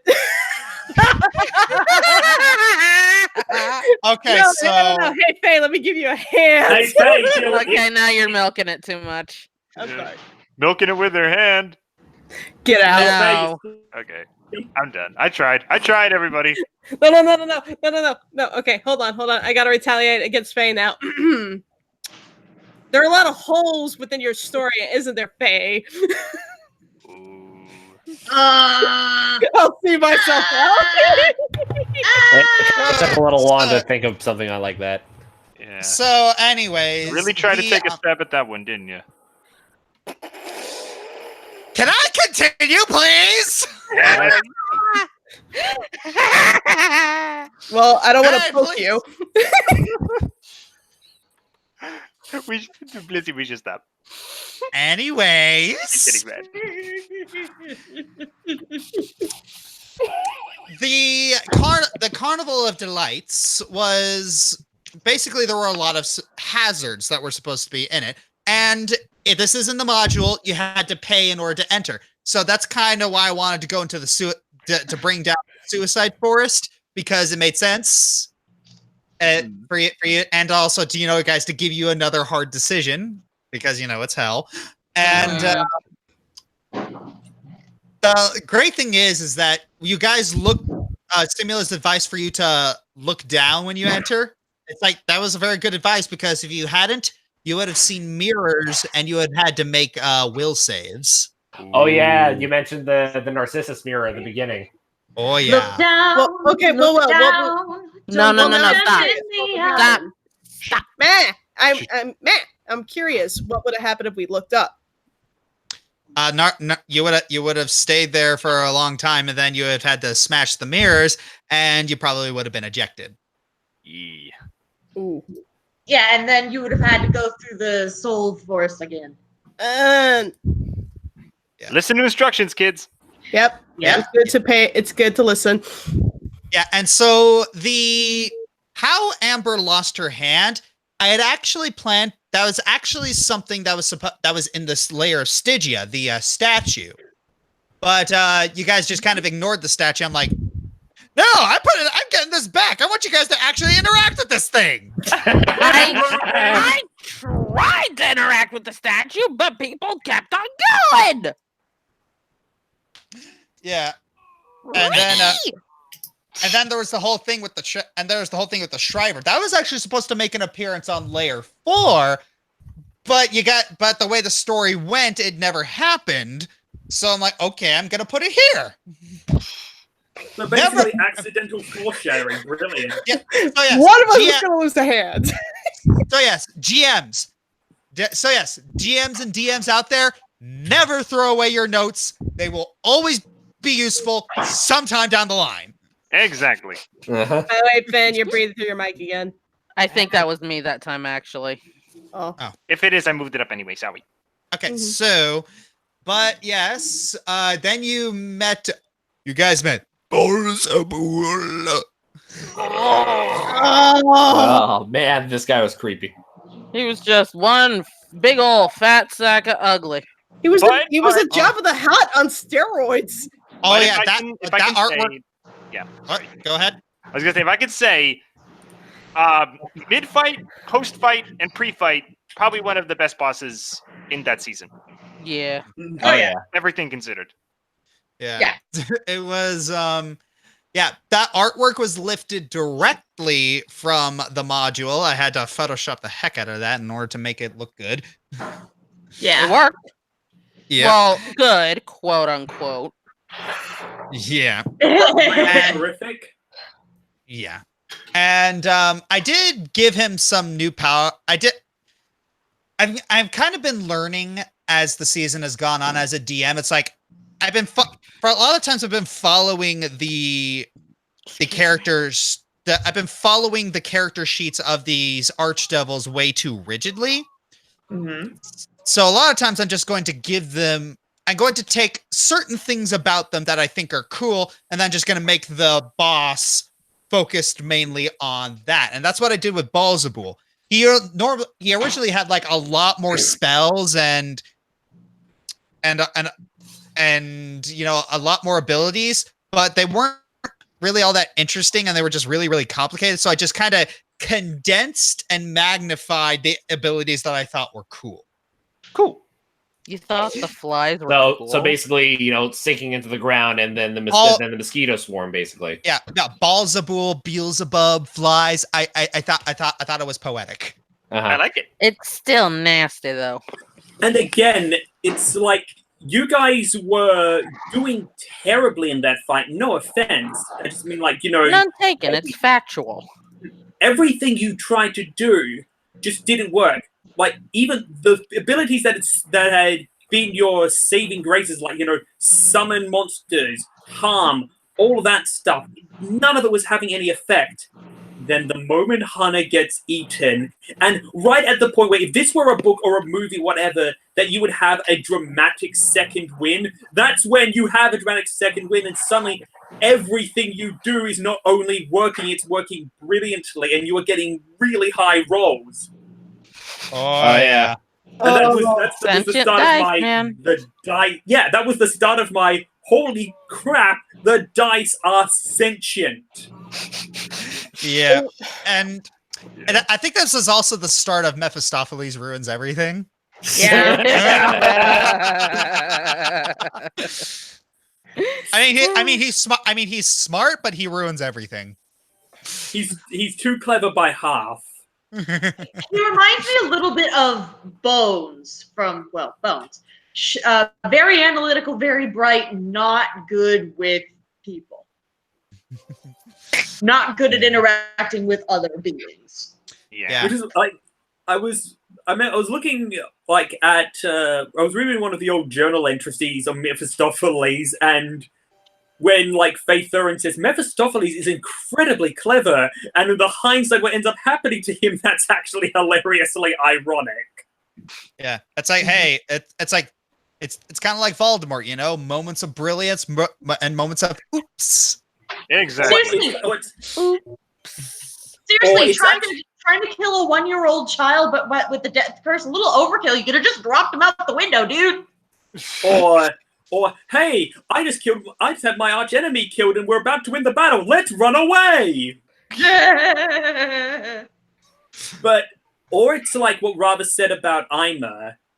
He's brilliant, and the only thing that's more amazing than his intelligence is the fact that he doesn't know how much of an idiot he is. The fact that he can't hit the broadside of a barn. Yeah. Anyway. And then we come to Arkoff's redemption. Oh, that was so good. Another one of the best moments of season 3. Oh, that was very conflicting for my character. I was panicking. I was really panicking during that because right as I turned the artwork on, my connection shorted out. Oh, that would have been bad. And you guys had no idea. Nope. No. I would have hugged you just out of pure sympathy. I had built up for this moment for so long. Your connection to the server has been interrupted. No, it hasn't.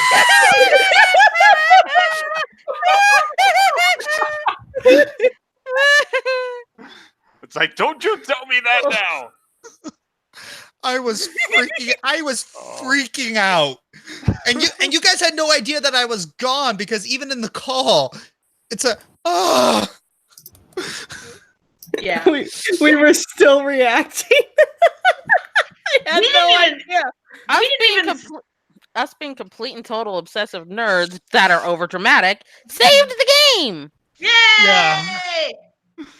I was so scared, but yeah, everything worked out in the end. And yeah, tears were shed. Uh-huh. I had a Oh, lot I of fun was- making my own edit of that scene. I was very not okay. Like, even after the session, I was crying on Josh. I'm like, Aw. I love you to death, Cal. You're a little bit of a crybaby sometimes. Yeah, Just you a know- bit. You, I you know know I am. what, Ari? You know what? Here, you're the new leader of the Sentiment Squad. Here you go. I don't need this anymore. I don't need this anymore. You take it. Well, she is, but I think Bliss still has Ari beaten out. Wait, what? No, I don't. No. Kelsey is more of a cinnamon roll than Emma. So I don't know if you're okay me using your real name. I prefer use my alias. Bliss. Okay, Kelsey is more of a cinnamon roll than human Bliss, but Pony Bliss is still more of a cinnamon roll than Aramal the pony. Bye, Miles. Blasphemy! Where do I rank on the scale? You are on a whole you're- other level, Cinny Finny. Okay, yeah, it's like if Lightning Bliss is as high as Empire State Building, Kelsey the human is Mount Everest. Finn, you're in space. Anyway, we should probably move on to the next level. Going back to Arkoff. So, Arkoff has ascended. Hana is happy but sad for him. Amber is blaming herself for it happened. It's supposed to be a good thing, but it's not. It's a bad thing. And this never would have happened. Hana would have never lost her dad if she had just saved Hana. But no, she has to be a clumsy dragon and screw it up like she did with Jimena. Oh, that was fun. Someone got redeemed and gets to spend the rest of their lives in heaven. This is the worst thing ever. Someone got to the end of the redemption arc. It's all my fault. Amber shut down. I forgot Amber shuts down. Uh-huh. Oh yeah, that's the next. That is the next layer. Yeah. Let's go to the next layer. Oh boy! Oh boy, Kania. Woof. That was like. Yeah. Hana was grounded, so I got to play with Lucid. Yep.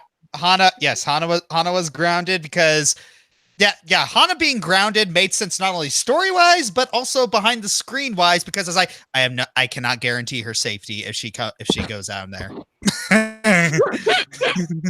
Yeah. And I'm like, How some people wanted to use her.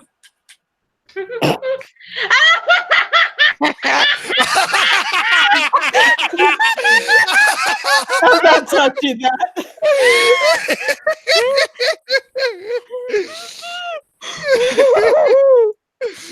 Oh, that took me a while to get. That was good. Yeah. Make it like a tree and leave. Boys, you okay? I'm fine. It's just like when Josh told when we were going over it because obviously we had to because of a certain little thing we'll get to, but Josh mentioned that that was good that Royce come to me with that idea, and I was just like, I am so going to have fun with Simula and that. Like Simula called out Chalaron by basically saying, "Wow, you remind me of myself."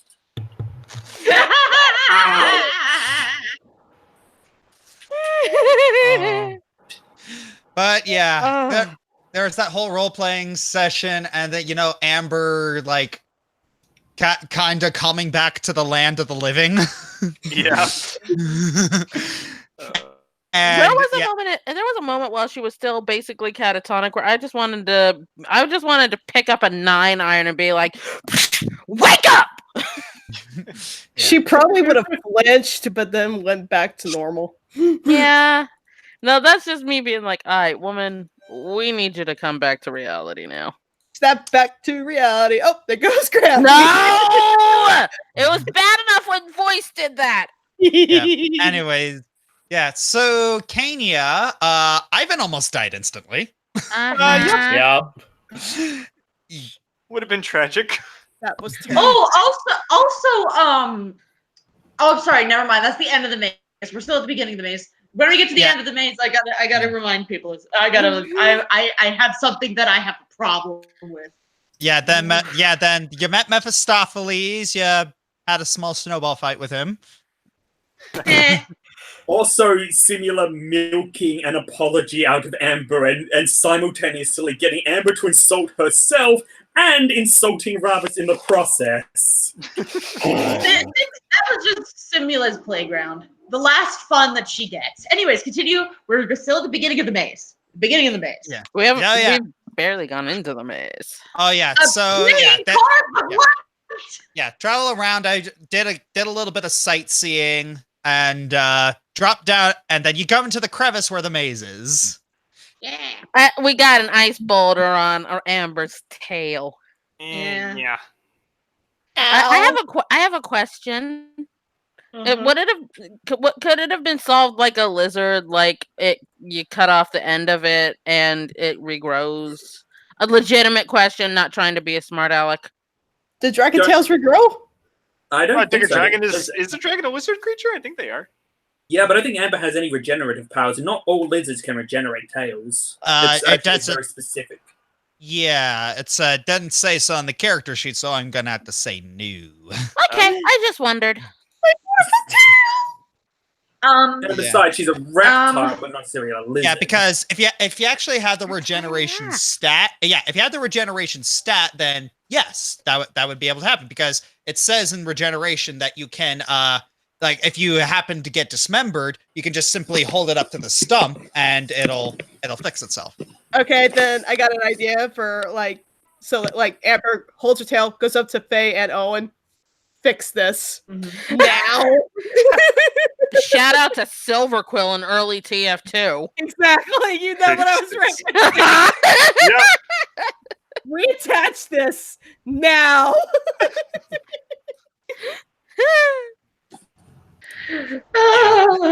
Yeah, then there's the maze with all of their little traps. It's R.I.P. Snaky.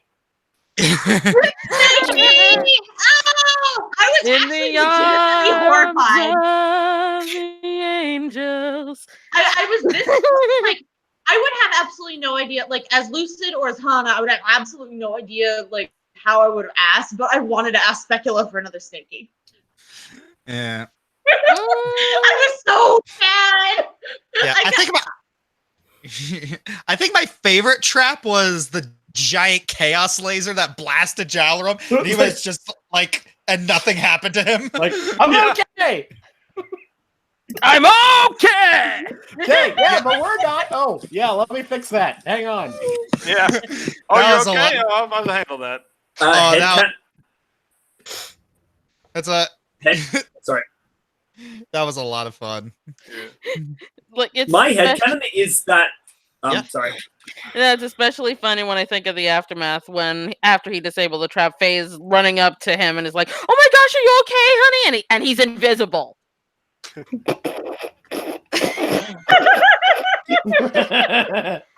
Like the only reason she could see him was because she had see invisibility active.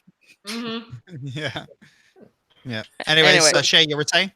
Yeah, my headcanon is that was the exact same ray that hit Simula when she, as Ravas, was pretending to have lost all his class abilities. My training is all gone. Oh Because- no. Yeah, because Josh and I were both like, hang on, during the fight, if rather A doesn't do anything or B suddenly starts casting spells, that's going to be a big tip-off immediately, and there's no logical reason why Simula would know any of Ravus' techniques. How to get around that? Yeah. So you And then BS Josh- the god trap.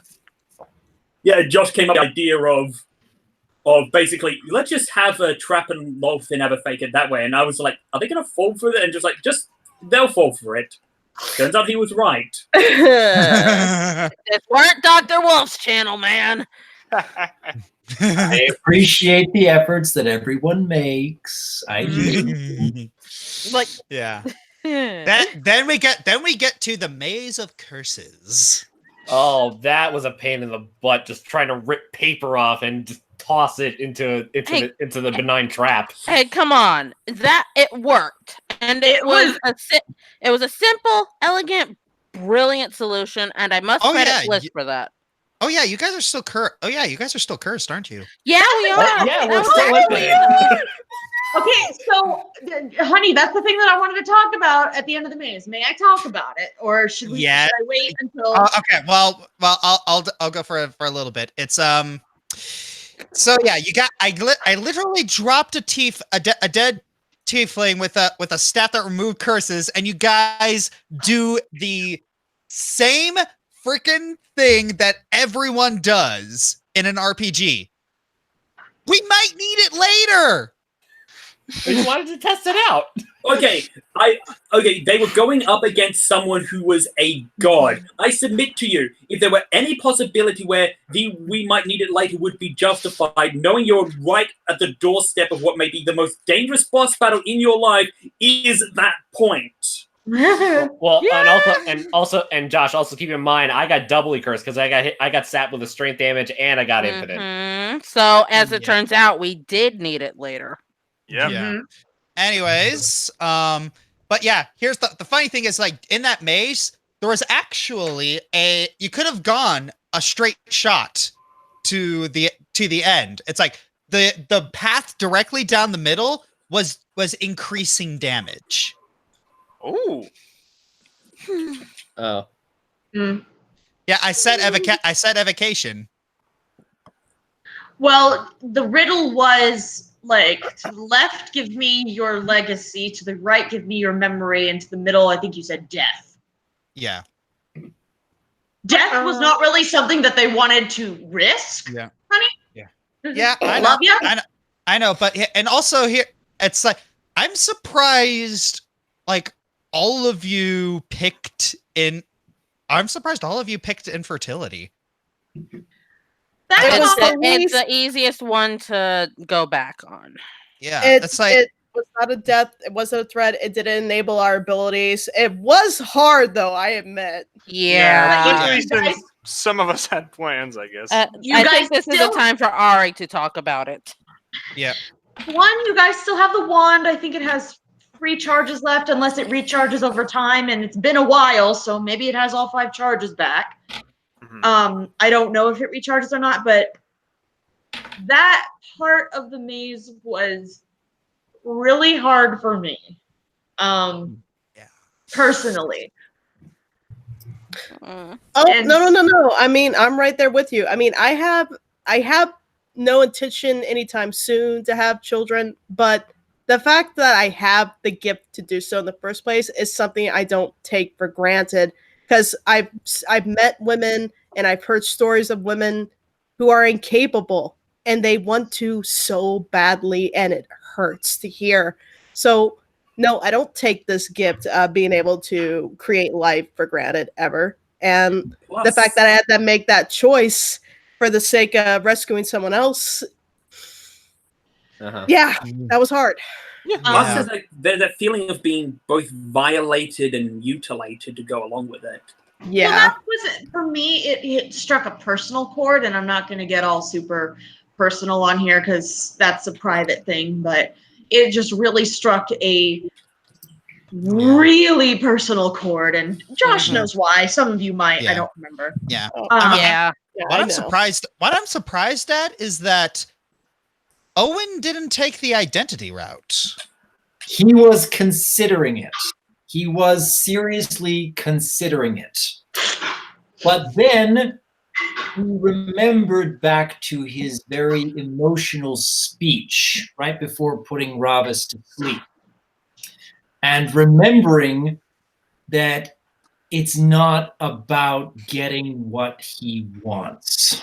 It's not about having a chance to live a life free from all of these curses and pressures and loneliness and everything else.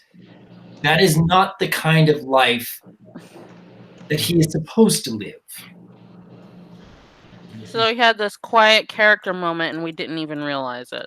No. Kinda, yeah. Kind of like And Oh, yeah, Owen okay. didn't- they Owen throw it. didn't have actually said something about it, but the past 3 sessions, you guys had really been tearing Owen down. Yeah, I know. It made me sad. Owen is cute babu. Yeah. At any rate, Owen had reached a point where he just said to himself, if I try to talk about or do things of what I want, it just makes everyone else upset. And we are in a place where everybody needs to be absolutely focused on the goal at hand. Yeah. And he can just keep silent and keep that pain within himself because there are far more important things going on. Do you know what the funny I thing can relate is to that. about? Yeah, the funny thing is about that. That's actually the canon explanation as to why Link doesn't talk in Breath of the Wild. Yep. Huh. Well, I've never played Owen is Breath of the Link, Wild, confirmed. so Yeah, he doesn't talk because why? It's that his destiny isn't going to change whether he's going to open his mouth or not, and it's not about what he wants. It's about what's best for the world. It was it was really depressing reading that. Honestly. Now I just Anyway. feel like an even worse human being. But anyway, back I to never the made fun curse. of Quinn though. Actually, yeah, back to the curse. Like, okay, I was about to say something, but it doesn't get brought up again until the next session, so I'll wait. Yeah. Then Loth. Never say making out again, honey. It sounded You weird. just did. No. Cal. I'm telling him not to. What was I'm that? telling What was him I not. supposed to say? It's what she was doing. It's still little blah. He was describing a character, and he described her. Her rage ignores this. Ah! Yeah, I don't know. Kissing, canoodling. I don't know. Canoodling. I don't know. How old are you? Apparently, she was born in the 1950s. Apparently. Fraternizing? Thank you, military man. Anyways, so yeah, Loth was, yeah, it's like going back to what I said before. This is something that Shay and I, Ludicorp and I, had a lot of discussions about. Can I tell this story? Sure. All right, you guys have no idea how long we've been planning this. Because, okay, when I first created Ravas, the whole log thing was intended to be an element of his backstory to inform his character, but I didn't think it would actually be a plot point. But then Josh was like, well, actually, they're going down to hell, so we could have it that we put Loth down there. We could have it that they actually fight Loth. And my first thought was, are you serious?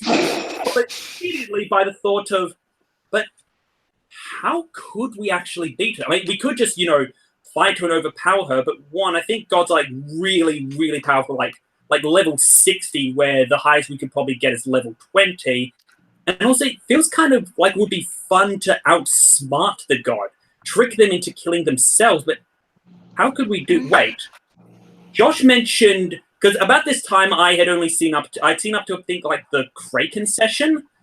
So I remember Josh saying in the end of Season 1, the gods have a rule that they can't directly interfere. But I wonder why that is. Because, I mean, it would stop the lawful gods, but not the chaotic or evil gods who would just ignore the laws unless... Oh, what if there was some law stopping that actually meant something? What if something bad happens to the god when they break the law? Like, what if a god dies whenever they kill someone who they can't, who they're not allowed to kill, who's not in their domain? And I brought that idea up to Josh, and he liked the idea, but we thought, okay, but we want to introduce it earlier, and how do we do that? Because you can't just have it happen at the moment of Lol's death. It would feel like a passport. Sorry, excuse the language. Deus Ex Machina. It would feel like a Deus Ex Machina. And fortunately, the antics of a certain ranger gave us the perfect chance to do a bit of foreshadowing. Yep. Yeah, it was good for something. Oh, But yes, Solinor's death was set up all that time ago to foreshadow to Lol's death. Yeah. mhm. Yeah, I remember the conversation in the car. Actually, it was it's after that conversation, I called him in the car and he said, "Hey, Josh, what's up?" It's like, I think I should kill Solinor. No, I remember actually what happened there, because the problem was the way Cross had been acting. You thought that Solinor in character would take away the Black Arrow, but as a GM, you felt that would be unfair. But you didn't want to act. You don't want to be unfair as a GM, but you didn't want to act out of character as Solinor. So I had the idea of, well, what if Solinor tried to take away the Black Arrow, but then something happened, and then we remembered the whole. Are you sure? Are you sure? I'm pretty sure I was the one who came up with the idea of killing Solinor. Hey guys, let's get back to the LOL fight. Yeah. Anyways, so yeah, the Loth fight was I didn't want to have Loth fight you guys, but unless you actually attacked her, because I did make stats for her.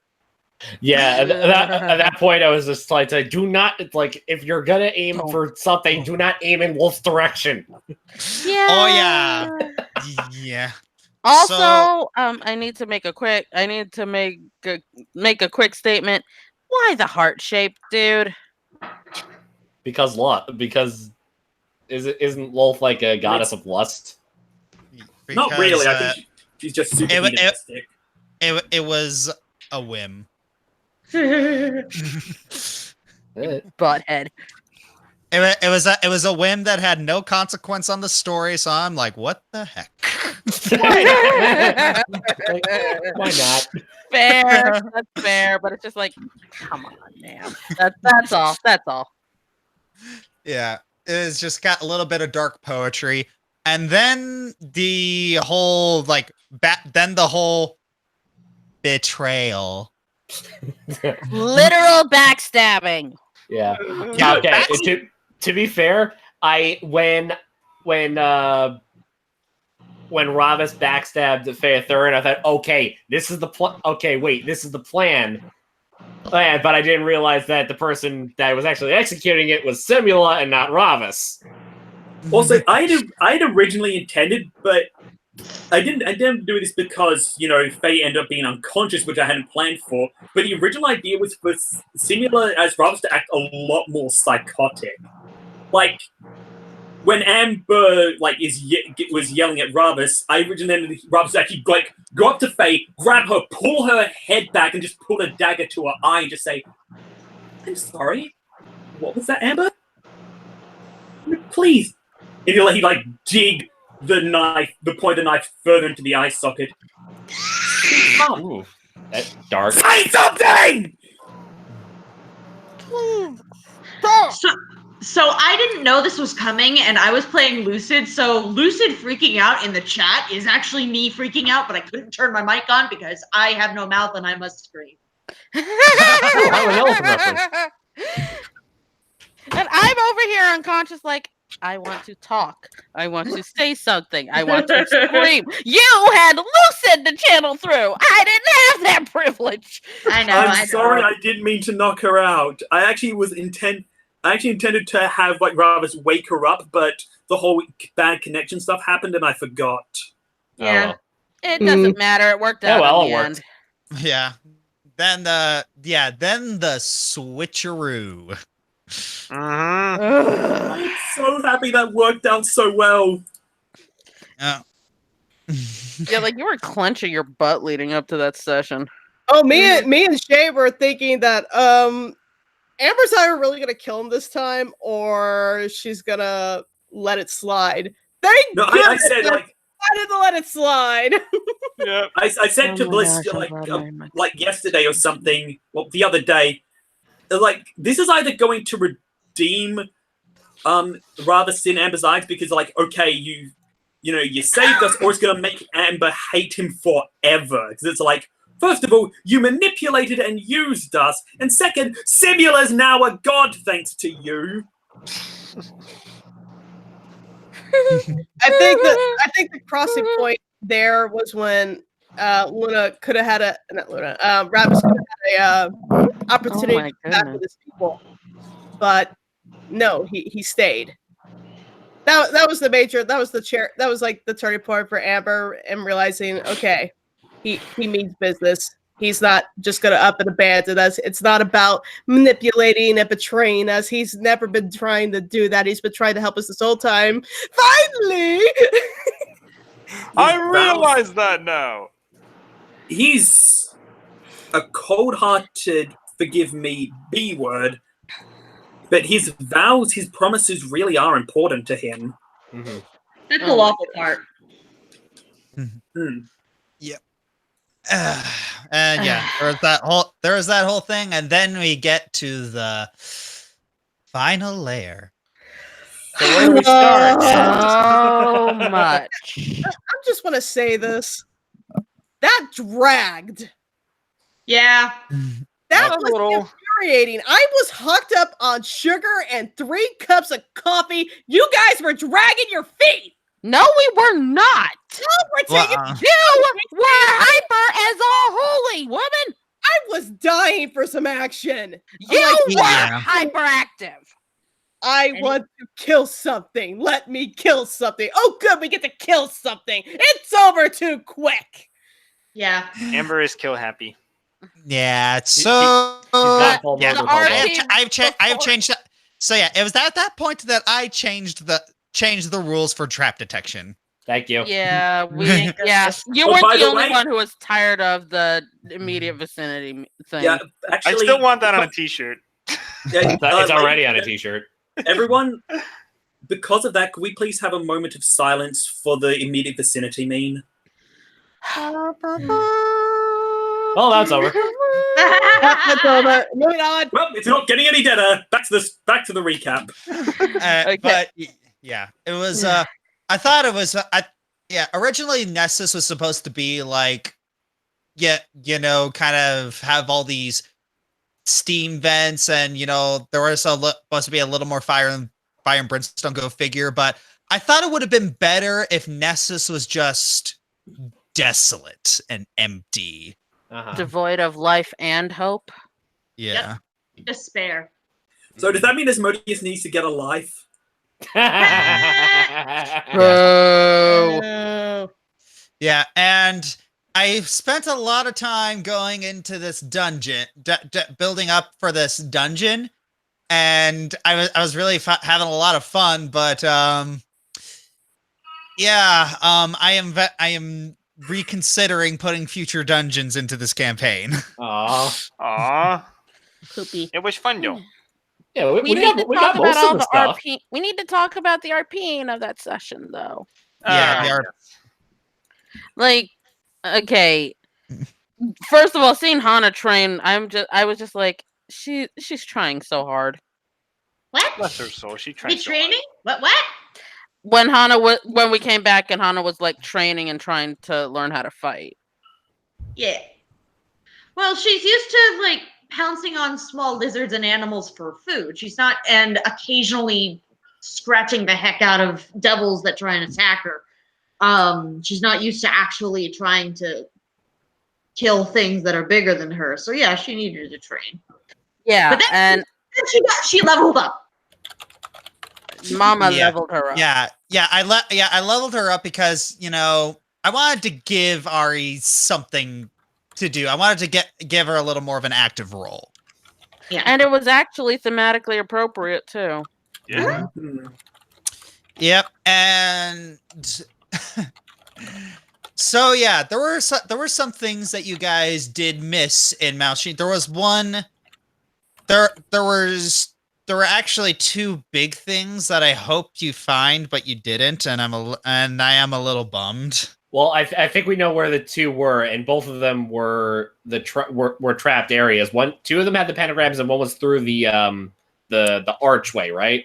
No, one of them was through the archway. Remember that room with like the riddles and the the room with the riddles and the scale?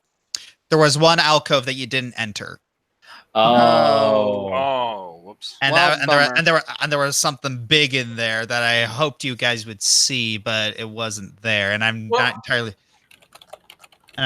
sure how to, you know, do anything about it. But so What was it? I'm not gonna say because it's He like might still figure it out. because here's the thing, it's like if you looked in there, you probably wouldn't have figured anything out because you wouldn't have found it as important. But now that I told you that it was a critically important, you guys are gonna get it. Anyways, but the thing that's through the archway, I'm just going to say it right now because if you guys, whether you guys know it or not, it doesn't really matter. But you guys, if you went through the archway, you guys would have found the location of Asmodeus's first draft of the Primeval Pact. Ooh. Yeah. That would have been cool. interesting. Yeah, the thing is that merely reading the Primeval Pact would have granted you abilities because it's just it's a thing of pure law. Ooh. So yeah. Does that mean that Asmodeus would have acquiesced to Jalorum's thing? I'm Dang it. not sure. Because I think the reason And Bliss is dead. this is just theory on my part, but I think the only reason he didn't is just because, you know who I think is to blame for Asmodeus acquiescing, not listening to Jalarum? Mephisto. Josh? Yeah, Mephisto. Because before that point, Asmodeus would have had no way to wiggle out of it. He would have had to answer Jalarum. But Mephisto shows up, and Asmodeus can basically pretend to have forgotten about it and not acknowledge it. Because I think at that point, it was basically like a court. You know, if he acknowledged it, Jalarum would have set a new precedent for the law. Mm-hmm. Probably. So Asmodeus, but because it was an unprecedented case, Asmodeus basically ignored it. Uh-huh. Yeah. Just like the real judicial system. Yeah. Oh, Yeah. But, I think someone mentioned in the chat we missed a kind of a big RP moment. Yeah. Oh yeah, the proposal. The proposal. Ah. I Look at didn't Josh's That was very face. cute. Look at Josh's face. All the ships that day. Okay, to be fair, I kind of did that on the fly. Aw. Like I caught what you were doing as you were doing it, but it's like I had 30 seconds to mentally be like, he's about to take a knee with this woman. Oh, I can just imagine like talking is like, oh, my boyfriend proposed to me on top of hell. My boyfriend proposed to me in hell.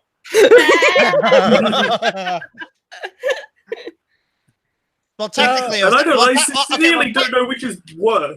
okay, technically, it was a pocket dimension in hell, but Close enough. Semantics. yeah, Yeah, and but yeah, it was. Yeah, I was a little bummed you guys weren't able to see the Primeval Pack, but whatever, just live It's and learn. part of the thing. Yeah. Yeah. They And were then- making a different pact. And then Also, someone was. And then Jimena. That was great. I almost cried. I seriously was on the verge of tears. I was like, we finally found her. Oh my gosh, look at how awful she looks right now. I wanted to punch that door down. I knew she was back there. There she is. And there's one lonely guard. That guy. That guy. He That never guy's saw dead. it coming. You backhanded him into dead. lava. I need to just like nat 20 more often to backhand every villain. No, you just- well, to be fair, you just had a very, very strong strength check, and you just backhanded him into Okay, the could lava. Okay, could someone do fan art of Amber in dragon form dressed up like a pimp? No. That would be hilarious, Anyways. though. Anyways, so yeah, Jimena was not okay. No, she wasn't. No, she wasn't. Nope. And she had to taste blood to be like, wait, these are not devils. These are not. Well, blood and These are not boob. hallucinations. I don't even think that was the issue. She needed nutrition ASAP, and that was the fastest way to get it. Well, and also she was like, she probably has hallucinated you guys for the last 13 years and wished you were there. I still don't think she bit us, or she not us. I don't think Yeah, she I was bit about to say, Faye. who's us? I'm I sorry. got teeth marks on my chest right now. I- Thank you very much. I don't believe she bit Faye to be reminded that we're not hallucinations. I strongly believe she, I mean, correct me if I'm wrong, Josh, that she did that because she needed nutrition and she couldn't get it from a demon or a devil or whatever. Yeah.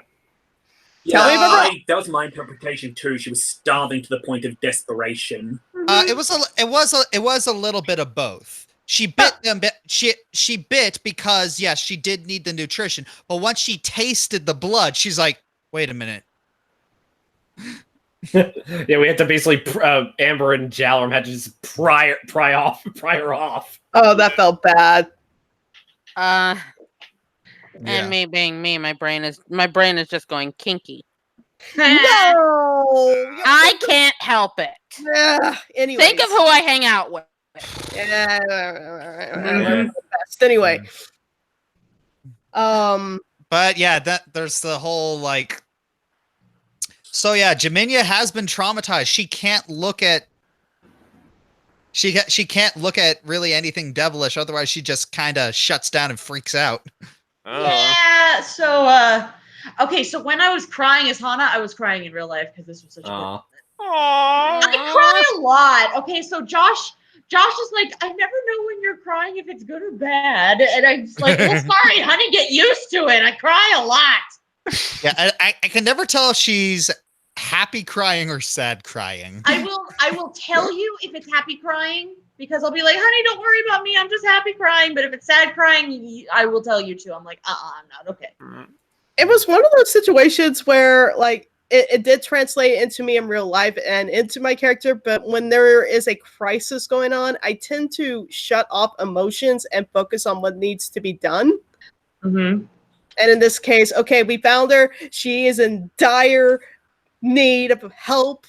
Like Owen, Hero Speast, Faye, Finn, Ivan, whatever, heal. Oh gosh, she can't eat by herself. She can't eat churro food. Okay, I'll choose a food for her. Yeah, I couldn't even cry. I was just too focused on making sure she remembered us and was staying alive. Stay alive. We fought too hard to fight you. Staying alive. I was hoping so hard you weren't gonna do that. I wasn't gonna do it. He did I it, was not thinking me. of it, but he actually did it. No, I was talking to Shay. But Yeah, no, it's, yeah. no, that's how that is unfortunately how I deal with. Also, before we move, sorry. Before we move on to the next one, because that's a sorry. I'm done. We'll remember the next one because that's a super big one. Someone mentioned in the YouTube chat, rather calling the party friend Yeah, Like, I caught that. yeah, I caught it, but at the time, Faye was having like this internal breakdown. So her reacting to it would have been completely just incorrect. She wouldn't have responded to it. I mean, you did get to bring it up later. Yeah, I mean, I tried to. You did. I did, but nobody. I did, but nobody responded to it. Well, and Amber. Well, the reason why Amber didn't respond is because she already accepted him as her Black Pearl, so she enough said. I'm pretty sure Sorry. that Ruddles did respond to that. Did respond to that in a bit of awkwardness, like, yes, yeah. Let me see you. I think I had to explain that to you what that meant. That's a high honor. Yeah. You're part of the whole. No, I understood what it meant. It's just I wondered what had made Amber go from, okay, I don't completely hate you to you are. Oh wait, you mean in character? I thought you meant like out of character. Just the explanation. Recently, I asked Bliss, like, how did Ravus actually become her Black Pearl? Because, like, not hating him, I get that she was willing to let that go, but how the heck did she go from, okay, I don't want to immediately rip your eyes out and feed them to you in reverse order, to you are one of my horde, which is, again, a huge honor. Yeah, I think the conversation went about as he risked everything to get us down there, risked playing off a betrayal just to make sure that we didn't die and Loth was removed. And then, if that weren't enough, he decided to stay when he could have easily gone home. Not only did he show signs that he's willing to stay and help and be loyal, that basically told Amber that's something worth protecting.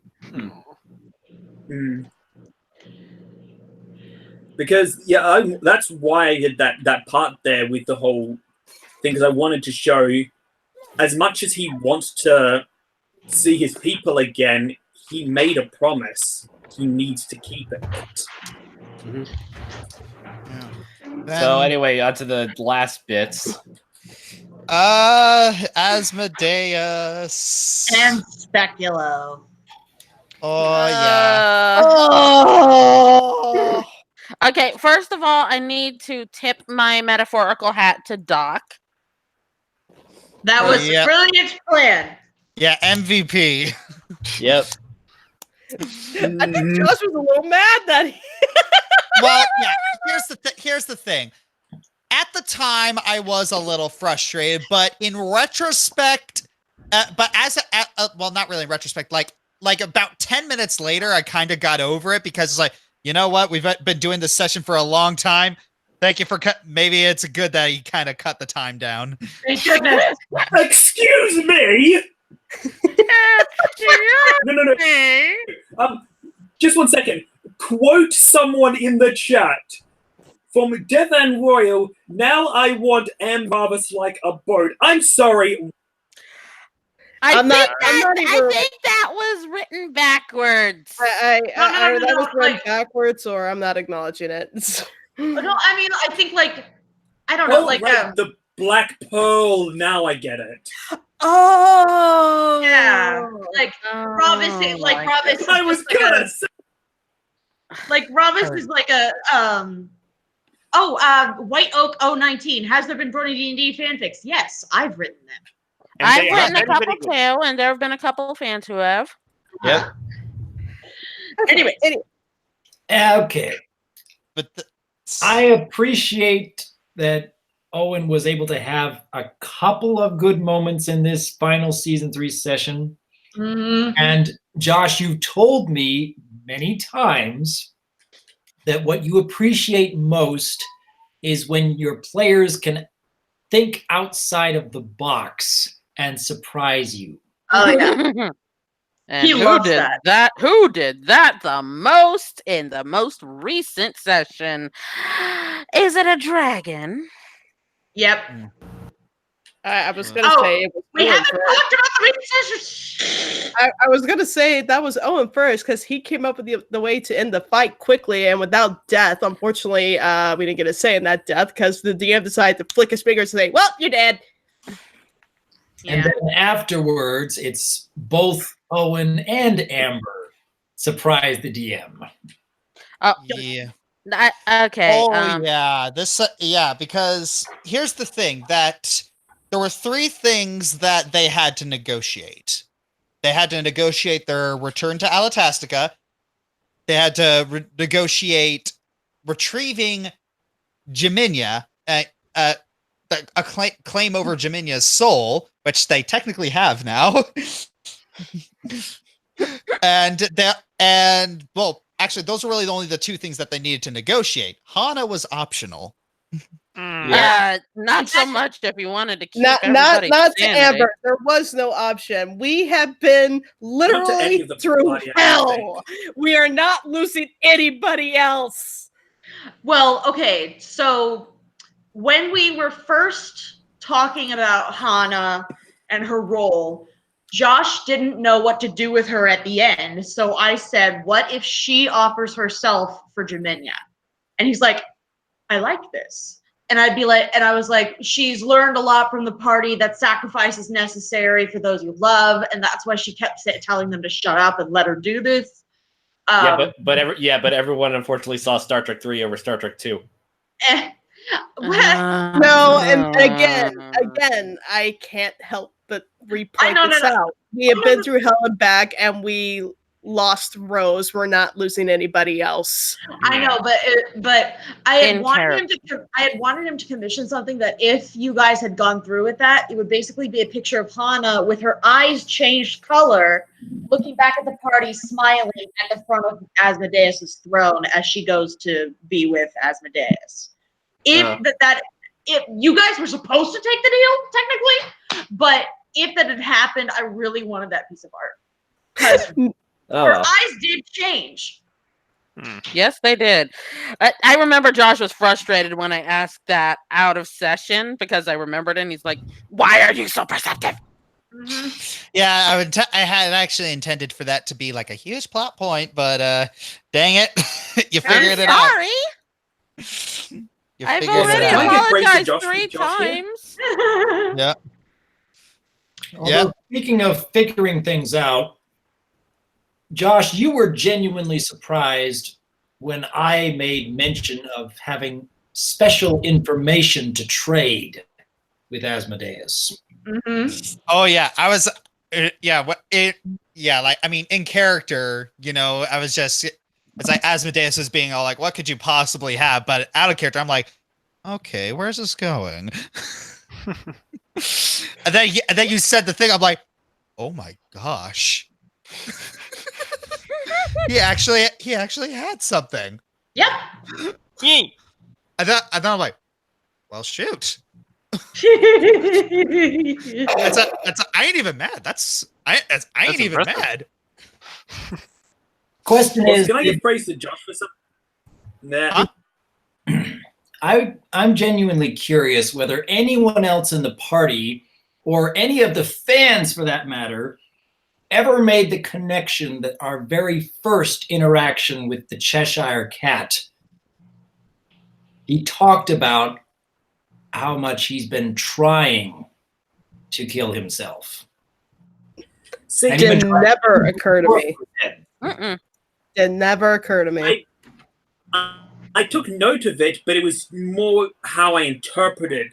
Because he came across as such a trickster at that point, I interpreted it as, he decided to try killing himself just for the fun of it to see what would happen. It's like, oh, okay, that didn't work. Crazy be doing crazy. That's all I interpreted. There's a lot of no. There are a lot of no's in the chat. I'm seeing a lot of nope stock. Mm-hmm. You always manage to outsmart either the party or the audience, and sometimes both. It's really cool. I am absent-minded plenty of times, though. Well, there's a difference between. I don't know. It's just so cool to see how your mind works. Sometimes it's really, really fun. Mm-hmm. And then there was Amber. Now, I really did not want to do what I did. I did not know what I was getting into. I knew it was something really, really, really bad. And Well, I'm going to say this right now, Lightning Bliss. Thank you. Okay, I'm going to.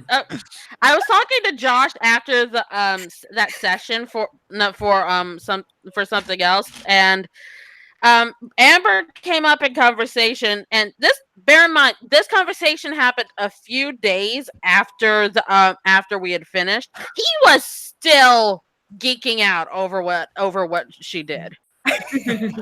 Like he was literally geeking out for days. Yeah, I spent like 2 weeks just stewing over this, just trying to figure out. It's like I need to follow up on this decision. If I do not follow up on this decision, I might as well turn in my storytelling license because I'm a hack. I'm also afraid because I'm not gonna say that. Never mind.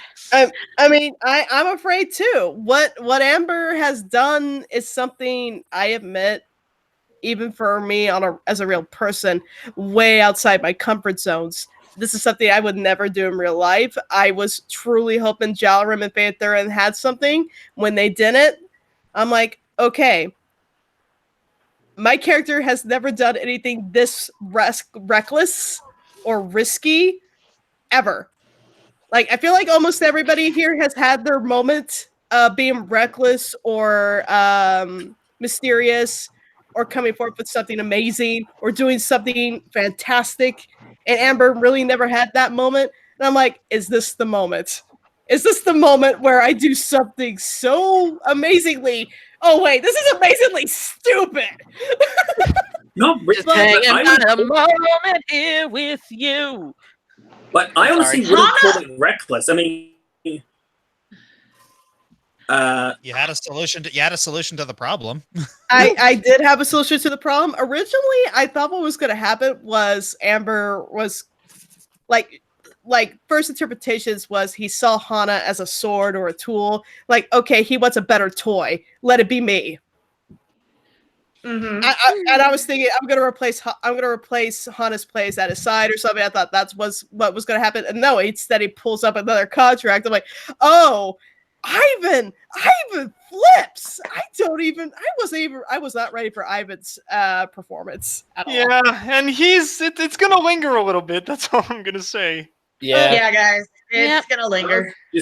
I'll be right. But I was just gonna say.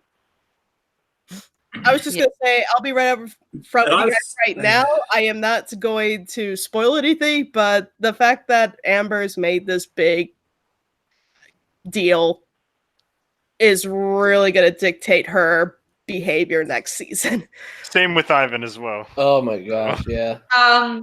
To be fair, I was not super happy with Amber's decision, but at the same time, she knows that she's going to be overpowered because she's the youngest and she's already signed the contract, and I'm like, So welcome to like 90% of Ravus's wealth throughout the journey. Okay, I really want to smack you for this stupid decision, but I know I know I'll be outvoted by everyone else, so I'll go along with it, regretted too.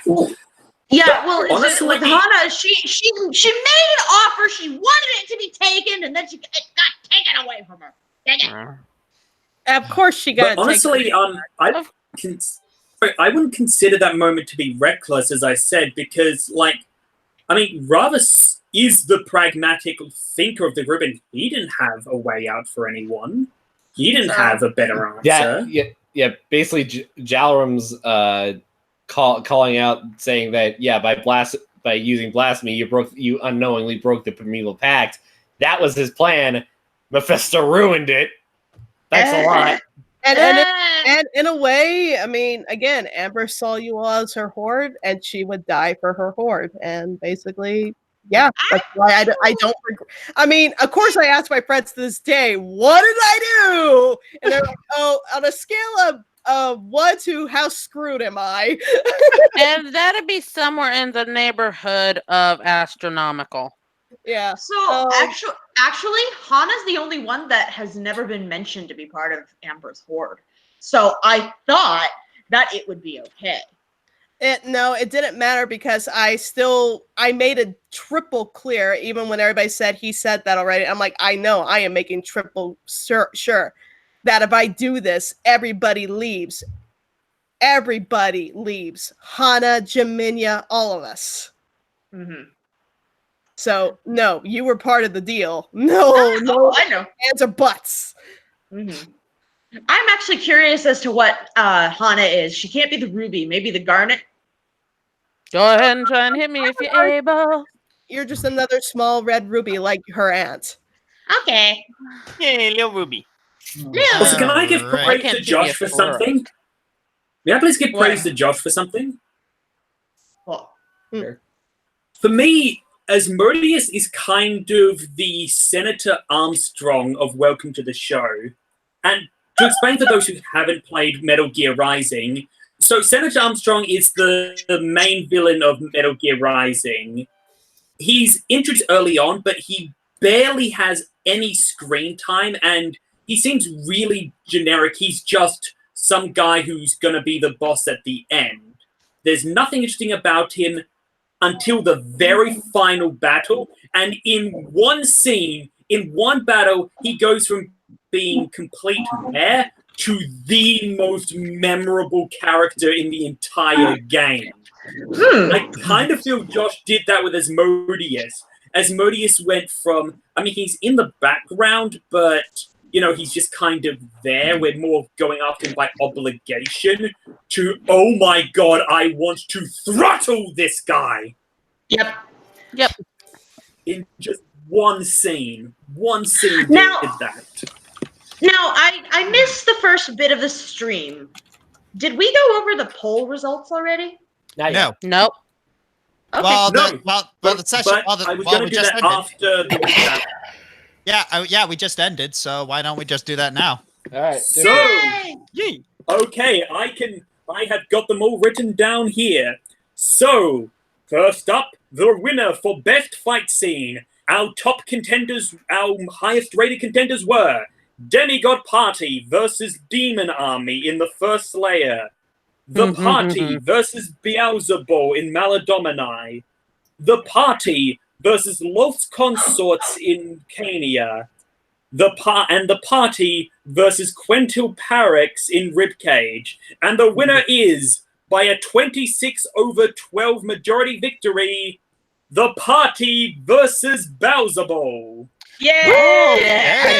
I can't say that Recruit. surprises me. That was an Oh. epic fight. Yeah. All right. Okay. Okay. Filing that away. Crowning. Now, up next, the crowning moment of funny. And I need to give an honorable mention here. The most voted upon result was pretty much anything Hana does ever. So,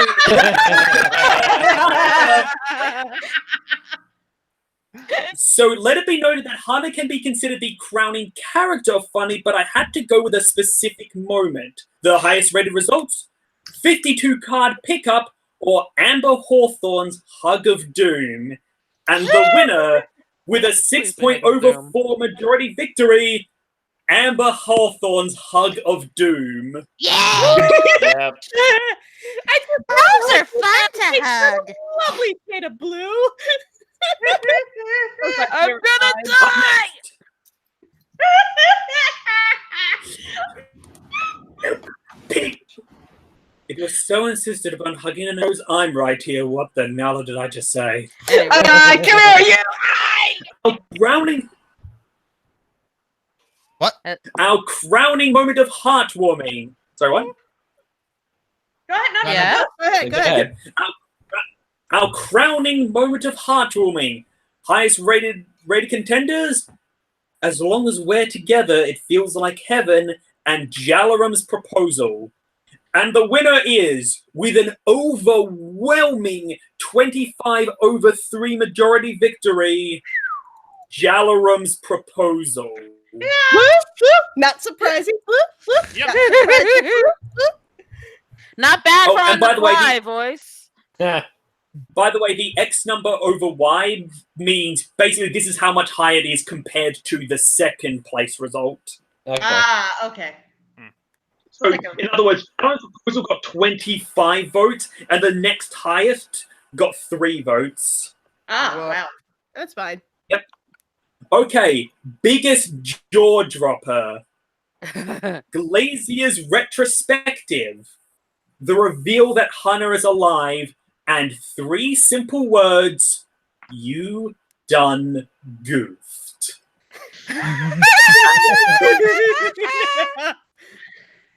And the winner is, with again an overwhelming 24-3 majority victory, you done goofed. Yes. I when we were talking about that, I said the one of the non-negotiable things during the whole scene was I'm having Simula say you done goofed. In that case, I would like to take credit for coming up with that line in the first place. Okay, so what was the second place one? The second place one was actually a tie between Glazier's retrospective and Hannah Lives. Okay, that's kind of okay. Both I like at 3 points. Fair. Okay, continue. Our scariest moment. Oh, this will be good. As our contenders, Asmodeus holds all the cards. Beelzebul 8 Hannah, and Ravus stabs Faye. And the winner is. And the winner is, with a 14-7 majority victory, Beelzebul 8 Hannah. I thought that was going to be close. I honestly thought that would be close. Wow. I also would have put Faith Thurin and the Iron Maiden in the running as well. Oh, that was terrifying.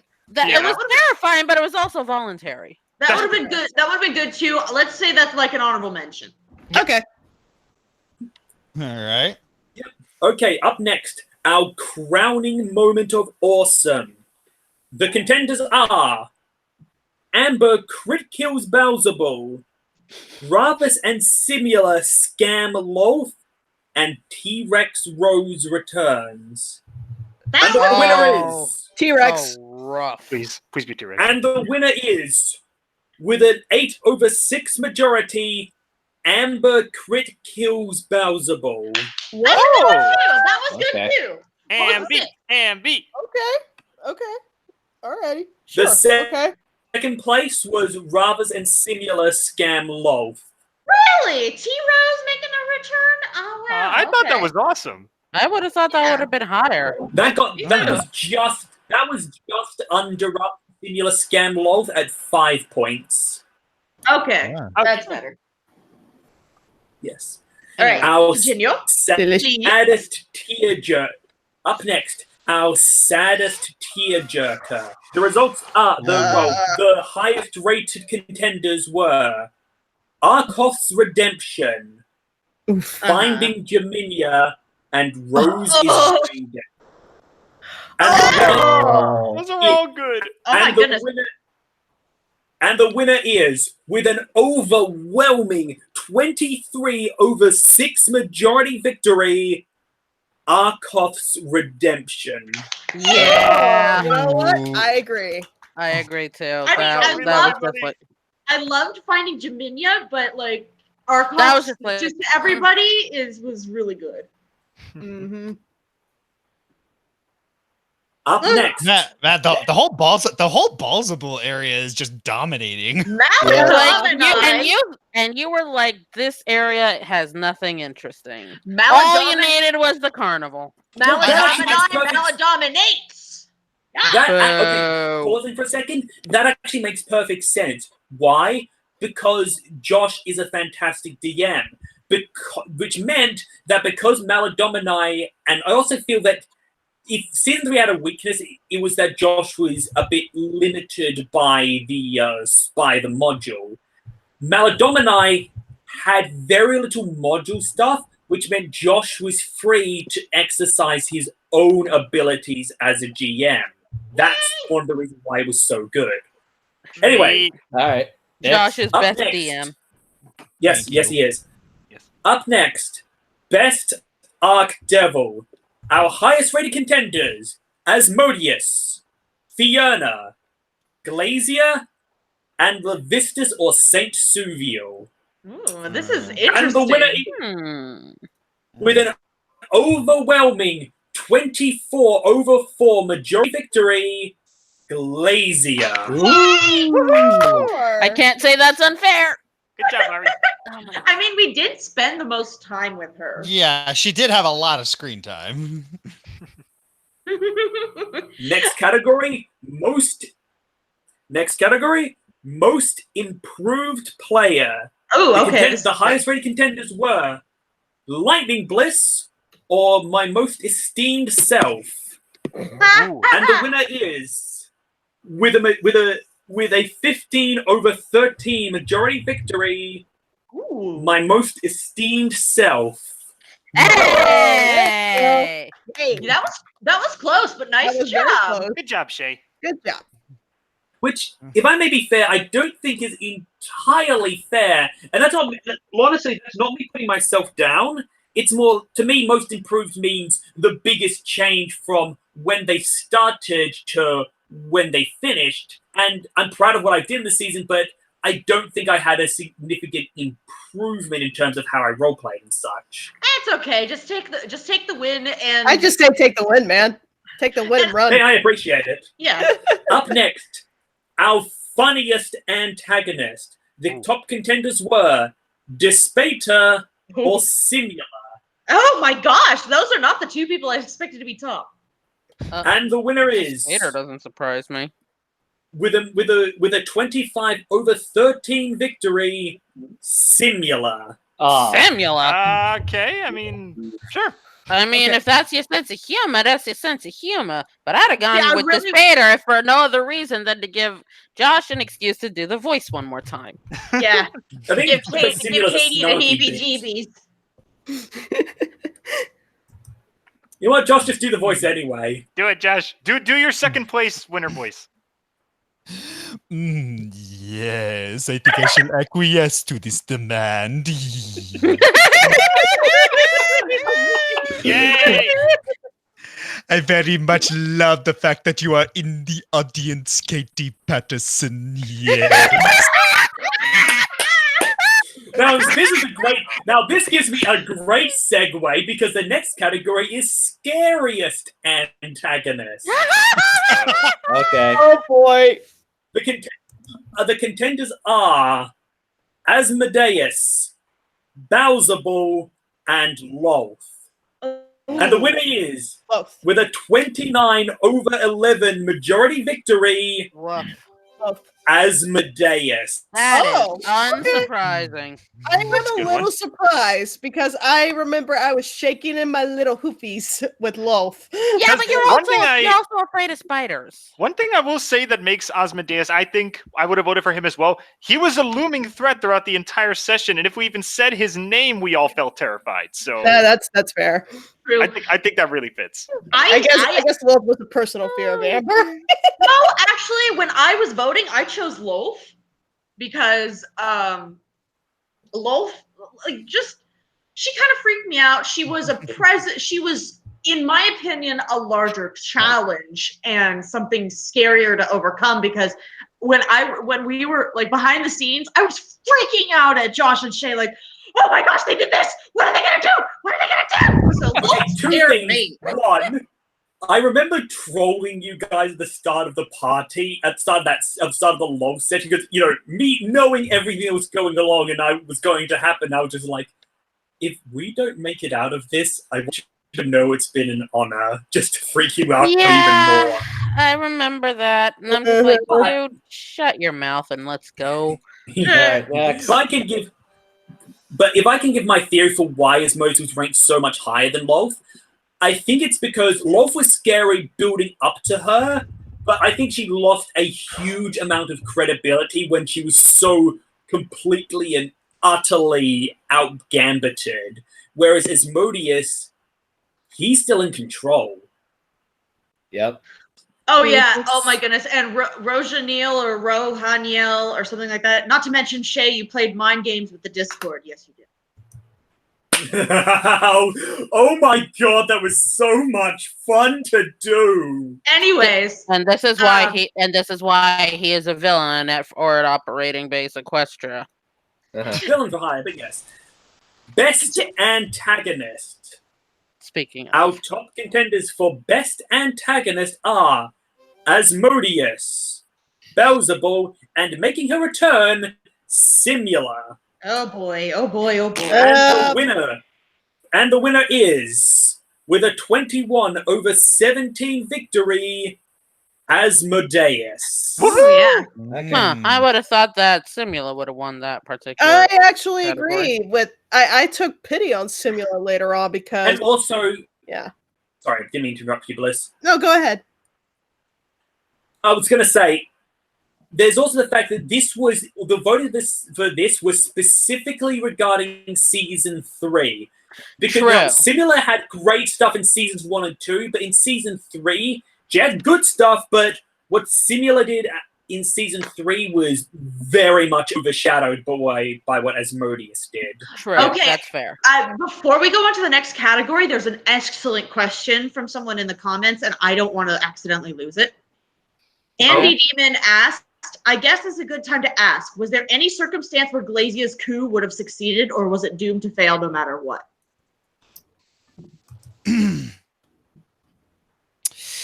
Let me actually think about that one for a bit, because Can I maybe try to? That question seems like I feel they would have won. Okay, was it likely to succeed? Shay. Let me be the DM. Let me be the guy with the story. Yeah. No. You misunderstand me, please. No, let me I think. felt the question was unfairly asked towards you. Let me think. Let's go on to the next category while Josh thinks. Yes. Okay. Yeah. The next category. The next category is worst antagonist. The top contenders: Dispater. I think someone voted for that one. Mammon and Quentil Parix. And the winner, with a 15/9 majority victory, Quentil Parix. Oh, Yeah. really? Yeah. wasn't able to get. We weren't able. He like showed up for like 2 seconds. I mean, the only thing that I could conceivably do with him was, just like, this is the mayor of this locked down town. I mean, there is a little bit of intimidation regarding that, but payoff, there wasn't really much. He was pretty much just there to be. The boss. He was pretty much just a gatekeeper. Mhm. I'm the boss. I'm the boss. And even then, Belle was a better boss. Yeah. True. Mm. Okay. What's next? Our next category: Best Animal Companion. Yes. Can you hear me? Yep. Okay, cool. Our next category: Best Animal Companion. And this one was a simple one. The choice was between Lucid or Shiloh, and the winner is, with a 35/8 victory, Lucid, making him a 2-time winner of this category. I can't say that's surprising. Between me, Josh, and RML, Lucid's gotten quite the personality. Oh, yeah. Next category: Best Fighter. The contenders were Amber Hawthorne, Jalaram Tanliao, and Ravis Arcanon. And the winner is, with an overwhelming 21/7 majority victory, Amber Hawthorne. making her a Unsurprising. two-time winner.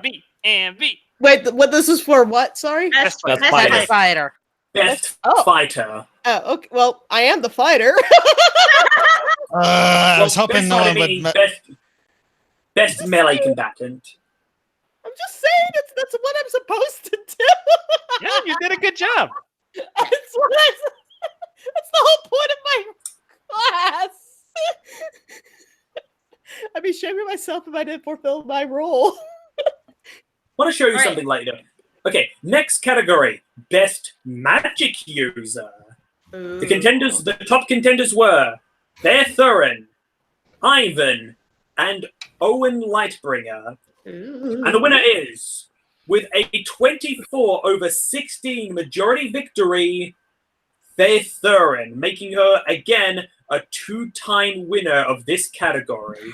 Thank you. job, Faye. Thank you. I wish to thank the Academy and I all the little I people who respect voted the for Faye, me. but- Oh. I mean, I would it's also wish to interject my random political opinions as I receive this trophy because I know everything that goes on in the world and all the people around me.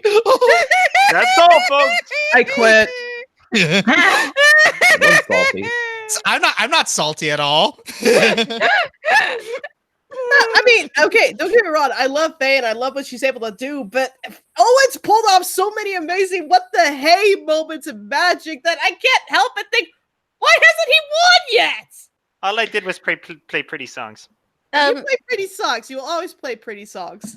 Well, Owen could do some pretty bloody amazing things, and I hate to sound like I'm tooting my own horn here, but when it comes down to it, Faye does have a lot more variety, so to speak, because Owen majoritarily does the healing. Mm-hmm. Or the banishing. Yeah, I feel the banishing Faye is a favorite. tends to be more useful more consistently, whereas Owen gets 1 or 2 oh my god moments. Yeah. Mm-hmm. Up next, best couple. Now this is another Gee, one I where there wonder were- who's gonna win this category. The contenders were Amber x Ivan, Belle x Zario, Faye Thurin x Jalaram, and the winner is, with a 26/15 majority victory, Faye Thurin x Jalaram. That's a prize. Aw. Freaking engaged couples always win.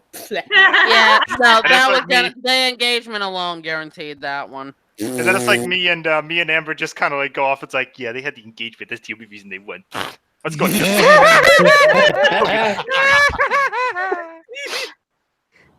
And up next, our next category, the Chuck Norris Memorial Award for Biggest Bad A. Our top contenders are Amber Hawthorne, Owen Lightbringer, and Ravis Arcanon. And the winner is, with a 13/8 majority victory, Owen Lightbringer. Yeah. Oh, look See? at that. Good job. See, you Owen. were just complaining about it, and then he wins. He won over He has you. the best of both worlds. He has the best melee and the best magic. Okay, fine. I'll be satisfied with this. Well, thank Up you. next, Kylie. our next category. Oh, wait. Our What? next category. Wait. the- I want to hear what Doc says. I just said thank you kindly. Oh. All right. Chill out of these. I wanted a thank you speech. I wanted a thank you speech that wasn't political. She wants a speech from you, Doc. Nah. I think I've been doing those in Shall I- session though. All right, next. Okay. Ah, Our next category, the You're Welcome Fanboys Award for Hottest Character. Now, just want a quick mention. There was someone who put down Asmodeus as their hottest character, and they asked us not to judge them, and we won't. But However, I'm judging you intensely. So, no. somehow, May I finish, please? Yep, go ahead. However, to the person who put down Bowser Ball as their hottest character, I'm sorry. I want Excuse you? Let me finish, please. I want you to know, from the bottom of my heart, I'm kink shaming you. I am kink shaming you to the sun!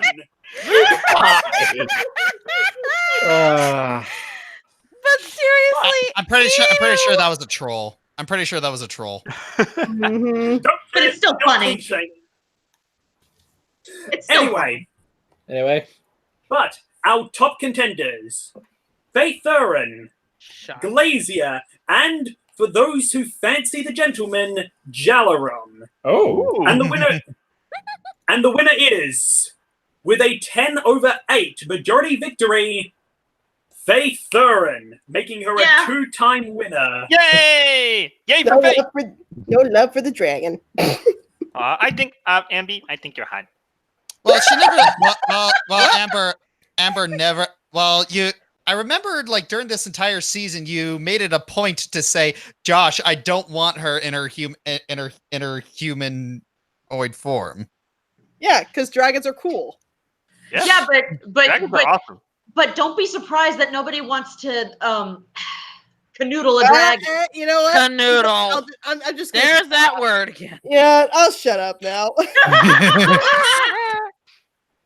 And our final category, and perhaps the most prestigious one, Best Party Member.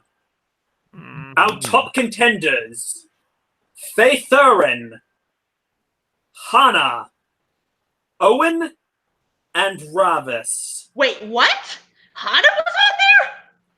Really? And the winner is, for Best Party Member, with a 12/8 majority victory, Hannah Wormwood.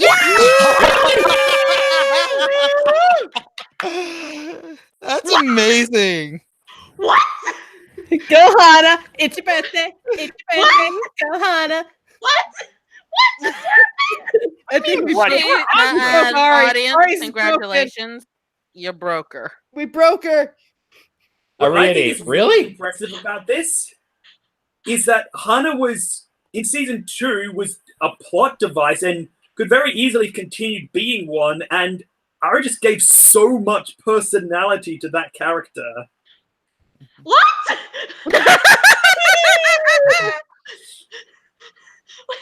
Hang on. Ari broke it. She needs Ari to go. broke She needs to it. go get her an inhaler. What? Ari's broke. Oh my gosh, this is the most hilarious thing. You lost my granddaughter.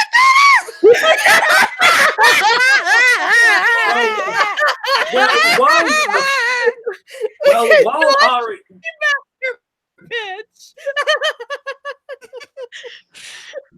while Ari is recovering from her mental breakdown, I may as well say that second place went to Faith Thurin. So Faith Thurin was the top rated PC character for season 8, and Owen and Ravis tied for 3rd place at 6 points each. Yay. Nice. Okay. Wild Bull picked 7, and that, ladies and gentlemen, is why she couldn't be left in hell. Not wrong. Not inaccurate. And that, ladies and gentlemen, is the season 3 awards. Yeah. William, I'm expecting a funny moment from the stream. I really hope you do it. Speaking of don't demand. Yeah, it's if he gets to it, because Yeah, No he has pressure, he has a lot of things on his plate, but I really like his videos, and this is funny. Yeah. We all like his videos. Speaking of streams, should I get the advertisement to the one that I'm planning doing? Yes, do the advertisement, and then we'll finally get Josh's answer to the question. Yes. Okay. Coming on, I believe, the 22nd of July, and Ari will be able to give better information on the exact time there. 22nd of July, I have created and simulated a Soul Calibur 6 tournament between Amber, Arkoff, Faith Thurin, Ivan, Jimena, Jalarum, Owen, Ravis, and Ari's new character, who will all be competing in a round-robin style tournament on the live stream. Oh, Wild Vulpix, shush! Look at the chat. Come on! Let him do it. Let him. Boo! Uh, Boo! Shame! Anyways, Shame. but Shame. Shay, Up. you can say the name of my new Vulpix? character. The trailer for her didn't came out even- already. Fine, but and rhyme. And Yes. by the way, the amount of times I had to restart it because either to add a new character or because one character had their hair color slightly off. I'm a perfectionist. Yes. But yes, this Little tournament, bit. because I didn't want to give any character an unfair advantage, this tournament has been entirely simulated with CPU versus CPU. I've recorded it. I am uploading the videos into an unlisted folder. We shall enjoy watching them when it comes out as a stream. And we will commentate on them for whoever winds up being able to join. Yeah. All right, now Joshua, the answer to the question: did Glazia's coup have a chance in any of the situations? 42.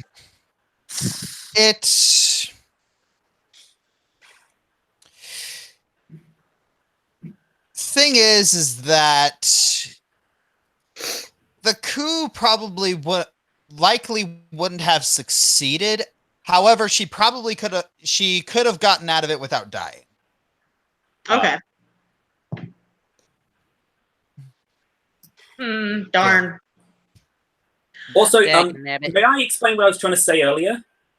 Yeah. I wasn't trying to DM. It's more that I was thinking, I mean, if there were a 0.000000000 ad nauseum 001% chance of her succeeding, I mean, technically that does mean that she did have a chance of succeeding. It was just an unrealistically low chance. So maybe I should say to Josh, I think he's asking if there was a realistic chance of her succeeding, not any chance at all whatsoever. Well, no, I'm not that literal minded. I am. You are, though. Shay. All right, but so yeah, are we going to open the floor to questions? There is something I did want to say to Josh first. Ooh, yes. Will you Because marry me?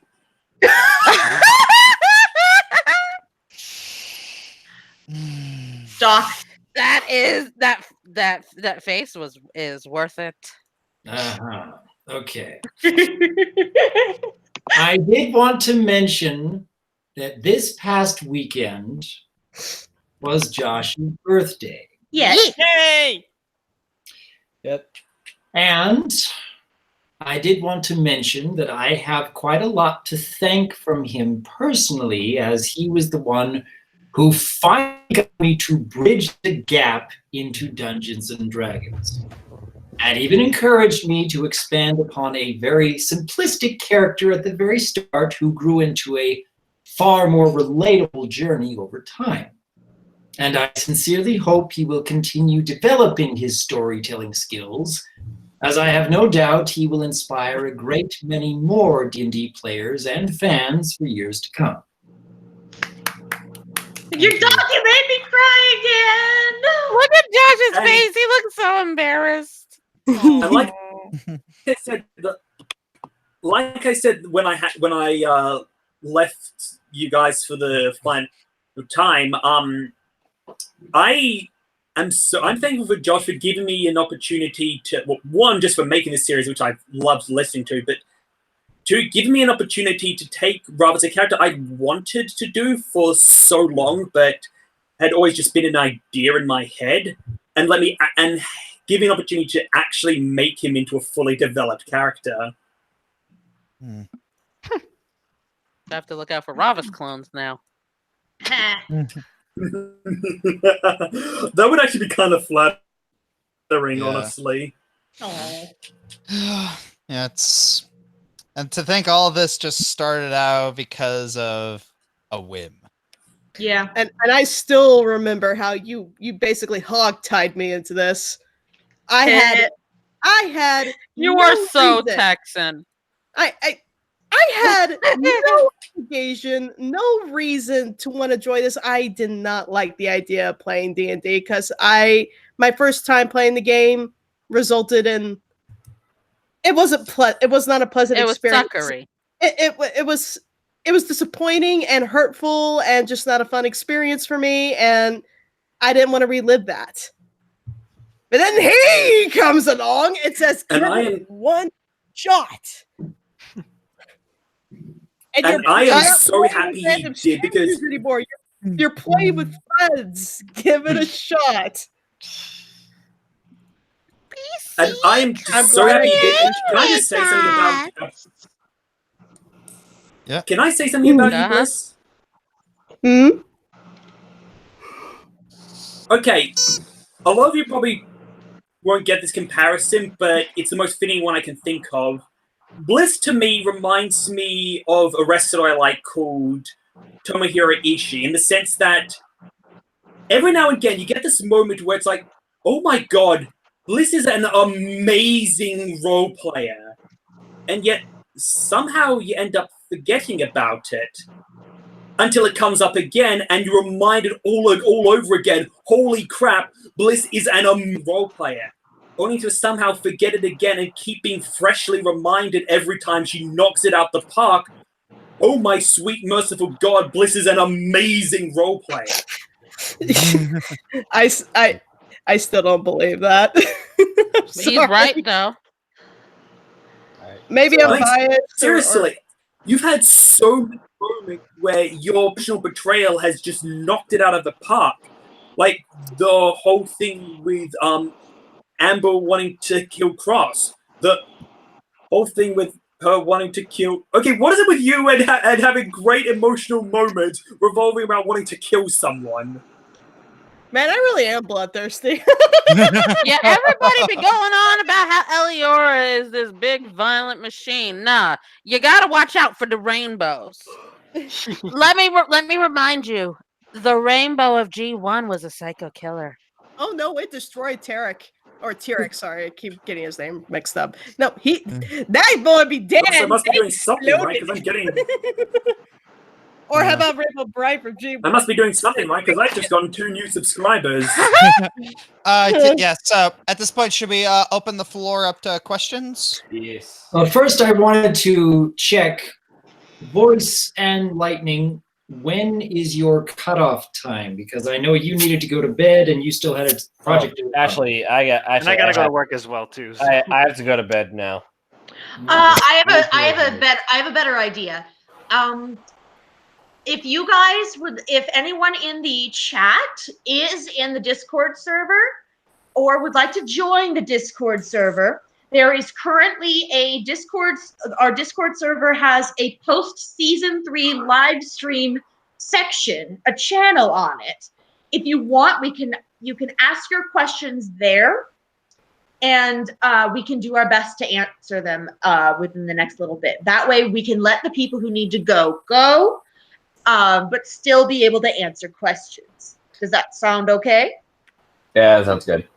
Can you send a link Yes. to that? I want to add it to the description on the chat. Let me see if I can, because I'm horrible with Discord. Actually, can I make a suggestion to you, Doc? Well, hold on. I just wanted to say at this point, it's almost 10 p.m. here. I'm not going to make my quota tonight. I'll just try and finish tomorrow. Well, no, it's okay. I'm late by 1 day. It's not the end of the world. That's not. Who are you? What have you done with Bliss? Yeah. I'm Could I make a frustrated and I'm tired, so I'm just not going to fight it. Doc, I put it in the Skype chat. Okay. Okay. There it is. Let's see here. And No, Could I don't get me make a wrong. This has suggestion, been Doc? fun. Sky Blaze, I already saw your voice chat. You were found out a long time ago. Sorry, he was like, "Oh Could I no, my make a- voice call is going to be found out." Scatter! Could I make a suggestion, Doc? Yes. I'm thinking it might be a good idea to put the Discord link as a general thing in all the video descriptions, like what you do with the playlist. I'm doing that in the description of this video right now, but we'll see about future videos. Yeah. Mm-hmm. In any case, Josh or Doc, would you like to close us out so that way people can relax and get to bed since they need to be? Well, I think I've done my speech for the evening. How about you, Josh? Do you have any final words for us? Honestly, everyone, thank you so much for, being fans, because this is literally the second campaign I've ever run. No, this was your first. Second. Yeah, you went. I ran a one-shot previously, so it's literally the second thing I've ever run, and to see it become this big thing, like, it's a show of your talent, dude. Oh, well, it's like, I'm just. Are you about to cry? A little bit. It's been an amazing journey with you, dude, and I can't thank you enough for encouraging me to play. Thank you. It's just with everything. It's an amazing journey with all of you. Yeah, thanks for Josh. Thanks for bringing us all together, and thanks for awakening my interest in a hobby like this and everything like that. This is like a huge highlight of my weeks. Yes, You've because of literally you, created. I can officially be called a nerd. Oh, only just now. Yeah. Just now, Aliens, My Little Pony, Rainbow Bright. I don't mention. What? I believe I speak for all of us when I say Josh didn't just awaken our interest in the hobby; he made us love it. Mm-hmm. He also created a thing that has literally caused changes in lives, because some of us wouldn't have become friends without this game. Like I probably wouldn't have become friends with Aramal or with Shay if this hadn't happened. And the two of them have become two of my closest friends of all time. Aww. Mm-hmm. So Josh literally making a game that literally changes lives. Woo! Thank you. You deserve it, dude. All right. I mean, I could say that about all his content, considering I would have met any of you if it weren't for me watching his content. So I'm thinking, this guy sounds like someone who's actually really cool.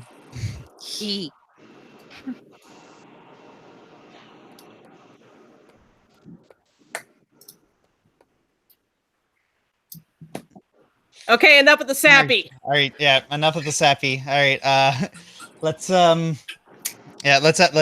stop holding people hostage. Okay. Thank you all once again for a lovely evening, full of lovely memories and some fun humor. And I look forward to much more in the upcoming season 4. And thanks to the 3 new people who subscribed to my channel. Okay. Take care, everyone. And thanks for people who are blowing up the Discord, because we got so many new people in here. Nice. Anyways, good night, everyone. People who Bye. subscribe to the Discord.